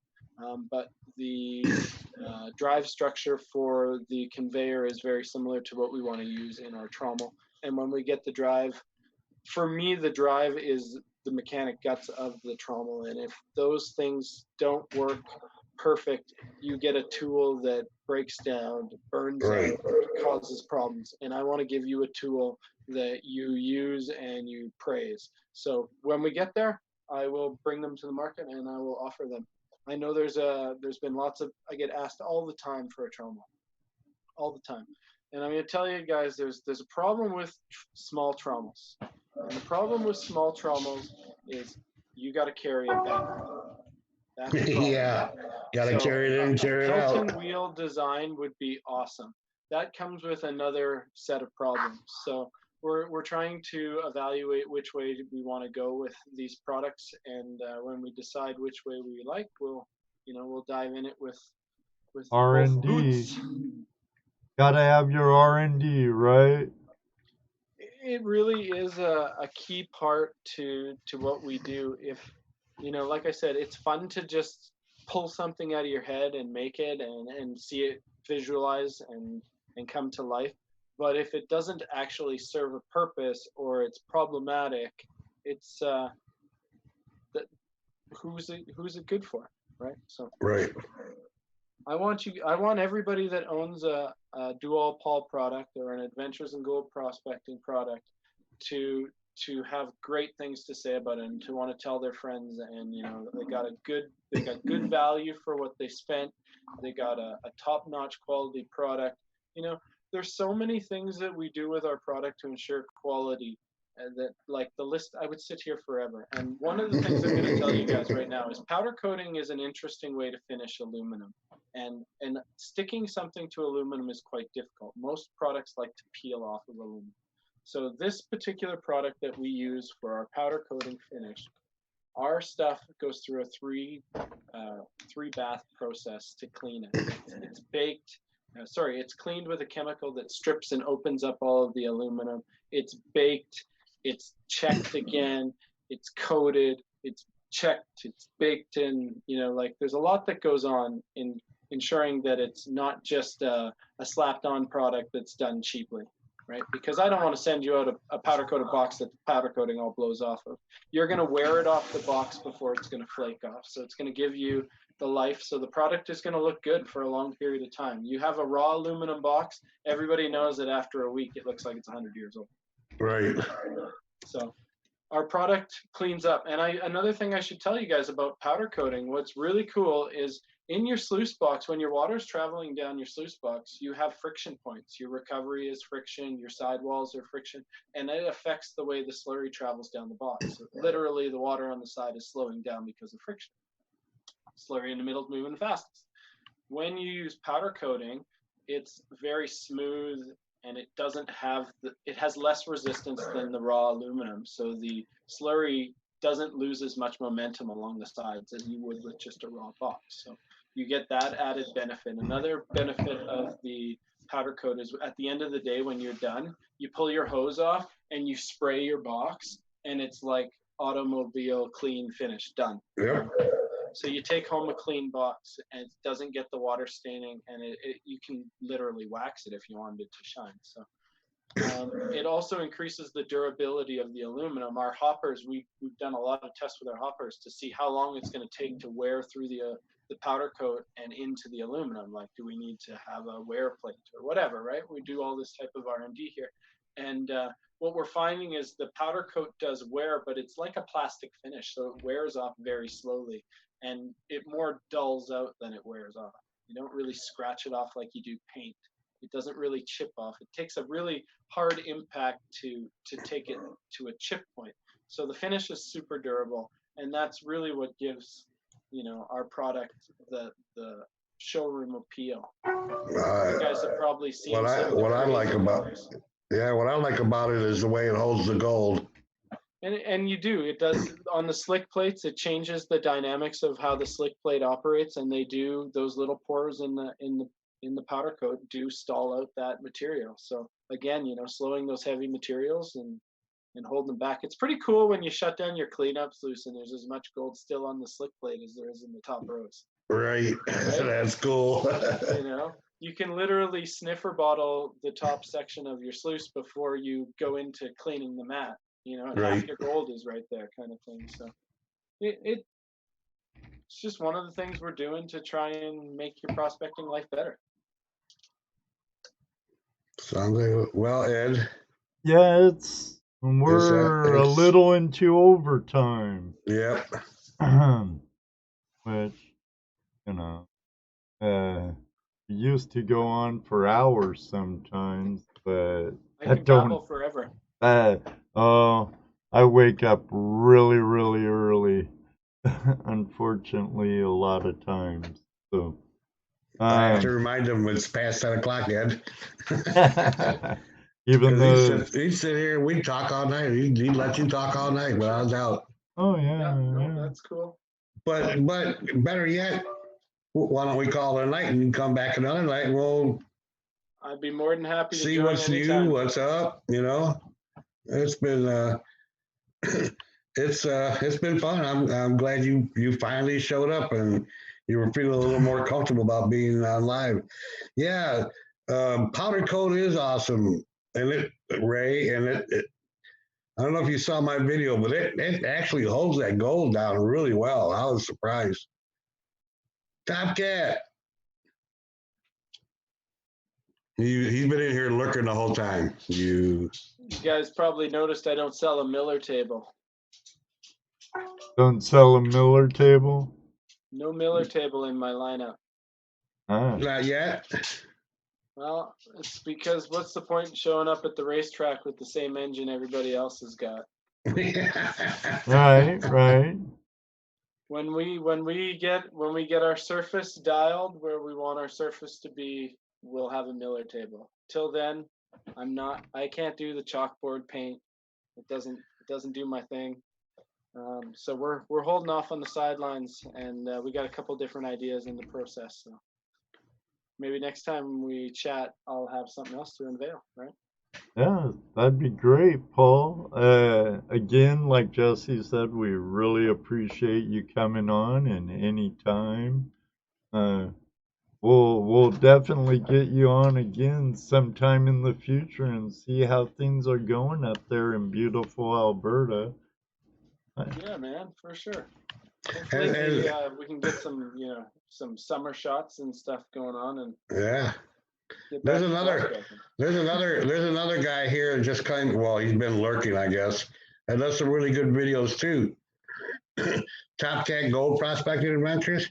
Check out his videos. He's got some really cool videos. And American Gold Prospectors, we brought him up before too. Right. Yep. Top Cat hangs out with some really good prospectors from the Motherlode. Cool. Some good stuff. I just watched one of his videos before the show. It's hard keeping up on everything when you're trying to do your thing. Yeah, right. I know it is. It's hard to watch all the videos, but I try to catch as many as I can. I'm gonna call it right now, guys. I think that 2020 is the year of the YouTube. Now, I've labeled 3 years in the past, and I think I was pretty accurate. I called last year the year of the classifier, and I think that was a pretty accurate year of what happened last year. The previous year was the year of the long tom, where everybody needed a long tom. So I predict that 2020 is going to be the year of the YouTube, and you're going to see a lot of great YouTube stuff flooding our communities. So I think that's awesome. There's a lot of great stuff out there already in our community, and have at it. More depends, if they're good ambassadors of our lifestyle, heck yeah. But not just ambassadors. A lot of these guys, these YouTube channels that we mentioned, they like teaching people. They like giving out information, and none of these guys are stingy with the information that they put out. They may not tell you exactly where they're at, and we don't expect that. Tell them Creek. Right, but they do explain and teach what they're doing, and that helps everybody. So all the newbies that are in here, and I think we have one or two. Check out some of these guys' videos. Like I said, Two Toes, American Gold Prospecting, Brian, all these guys. Check them out there. They got good videos, very educational, fun to watch. A lot of great channels. You got guys like me. I do mine, but they're kind of dry and straight to the educational part. Not a lot of production to it, but American Gold Prospector, he does really good on his production. Top Cat, Motherlode, those guys, Darcy. Check all these guys out. They're good learning. Absolutely. My videos are a little dry too. I like to get right to the point. Yeah, you know, I do a video. I'm talking about what I'm doing, and that's it. You know, and I'm done. Yeah, like I wasn't trying to be rude when I said I only watch, 30 seconds, 40 seconds of a video. I go right for the meat and potatoes. I got no interest in the fluff. So when I make a video, that's what I give the viewer, right? I'm not good at fluff. Here's the filler. And there's no gold main, in case you were No, wondering. we're doing this in one take. Yeah, exactly. I do them in one take, but I do small takes and then I put them all together. You know. If I get the time, I like the videos we're gonna do this year. I really hope I can get some editing or get some help with it because I would like to bring a little bit more class and professionalism. That's the editing is the hard part. Really is. I mean, coming up with a storyline or what you might want to do is not that difficult. Getting it videotaped, getting your videos done, shot, not too bad. It just takes time. But when you sit down to start editing, that's when the real work happens. That's when it's, trying to figure out, oh, I can't cut that out, but it's too long. I got to cut something. Camera angles, too. Yeah, right. Doing 2 or 3 shots of the same thing. I think I'm going to reach out and hopefully find someone to help me with the editing part because I cannot find time for additional tech time. Right. It adds up. And even that's gonna create a problem. You're gonna get somebody out there. Oh yeah, I'll do that, and they don't know a whole lot, and then all of a sudden they're watching you and start helping you prospect. In all fairness, though, Jesse, like if you're growing a business, you gotta, and you're in a position like me where you got your hands on everything. You got to take a step back and you got to start to trust people and you got to try to put the right people in the right places to help you. Otherwise, you're going to burn out, man. It's not about, it's about, there is trust involved, but the thing is you really got to know what you're looking for and expect that. In other words, you want somebody to come in and do your videos for you, take them home, edit them with the story you want to do. You better have good communication. Right. You got to have good communication and that person's got to know what they're doing. I mean, because hell, I'll volunteer to come follow you around and videotape you, but then I got to figure out how to do all the editing. That's not what you want. You're gonna get a lot of people going to want to do that. Oh, I'll go out there with you. I'll do your videos check your sources, right? Check your references. Just like anything, when you work with people, you want to check their backgrounds. I was fortunate when I first started. My niece has an art degree, and she did all my graphic designs and everything for me. And she lives on the other side of the country, and we were able to convey the information all through email and a couple of short phone calls, and she was able to nail what I asked for. Like she blew it right out of the water. Yeah, that's what you need. Because and that was, I was lucky enough to have a relationship there, so I knew the type of person she was, and I knew the type of work that I could get out of her. But when you're just dealing with people blind, you can run into some issues for sure. Yeah, and there's gonna be plenty of people who say, "Oh, I'll do that for." Look, me and Ed. That's how we got together. I'll do your videos for you. Next thing you know, he's got the camera videoing me. I'm going, wait a minute. This is not the way it's supposed to work out. It's good. See, that's a perfect example of how a relationship that was set up to be one way, grew and evolved, and positive things came from it. Hey, we're having fun, man. That's for us, for me anyways, that's what it's about. Having fun, meeting people and stuff. This is where I want to be in this prospecting community. Is I want to be on the front line of this positive movement of people that want to do stuff and want to have fun and want to look at the bright side of life. And I want to shed the Debbie Downers and the negative people that aren't willing, that only want to talk. My grandma gave me the best advice as a kid. You need to listen more than you talk, because you'll never learn anything if all you do is talk. Right. So you just got to be around the right people. And if you are, life is great. Life is so good. Well, we should wrap it up, I I think. think so. We've extended it again. Again. And Again. if we keep going, it will go on and on And on and and on and on, on. like the song that never ends. Well, let me just say a big thanks to Jesse and to Ed and to Dano, Flash in the Pan. Thank You're you so more much than welcome. for having me on, and I was happy to share your guys' feed on my feed, and I appreciate you guys doing the same and spreading the good word of the small guys that are trying to make a big impact in this community that we have, and that's what I consider this. This is a community, and if we work together, we're gonna build ourselves up instead of every man for himself. So thank you very much for letting me be a part of it. All these big companies started off as guys just like you, in a garage. They had an idea, Some have gone and done great things, and others have just gone, So, but everybody starts off the same thing with an idea in their head and working in the garage, a little bit of ability to do these things, Yeah, that's what makes the world go around. I was gonna say that's what makes America great, but actually it's what makes the world go around.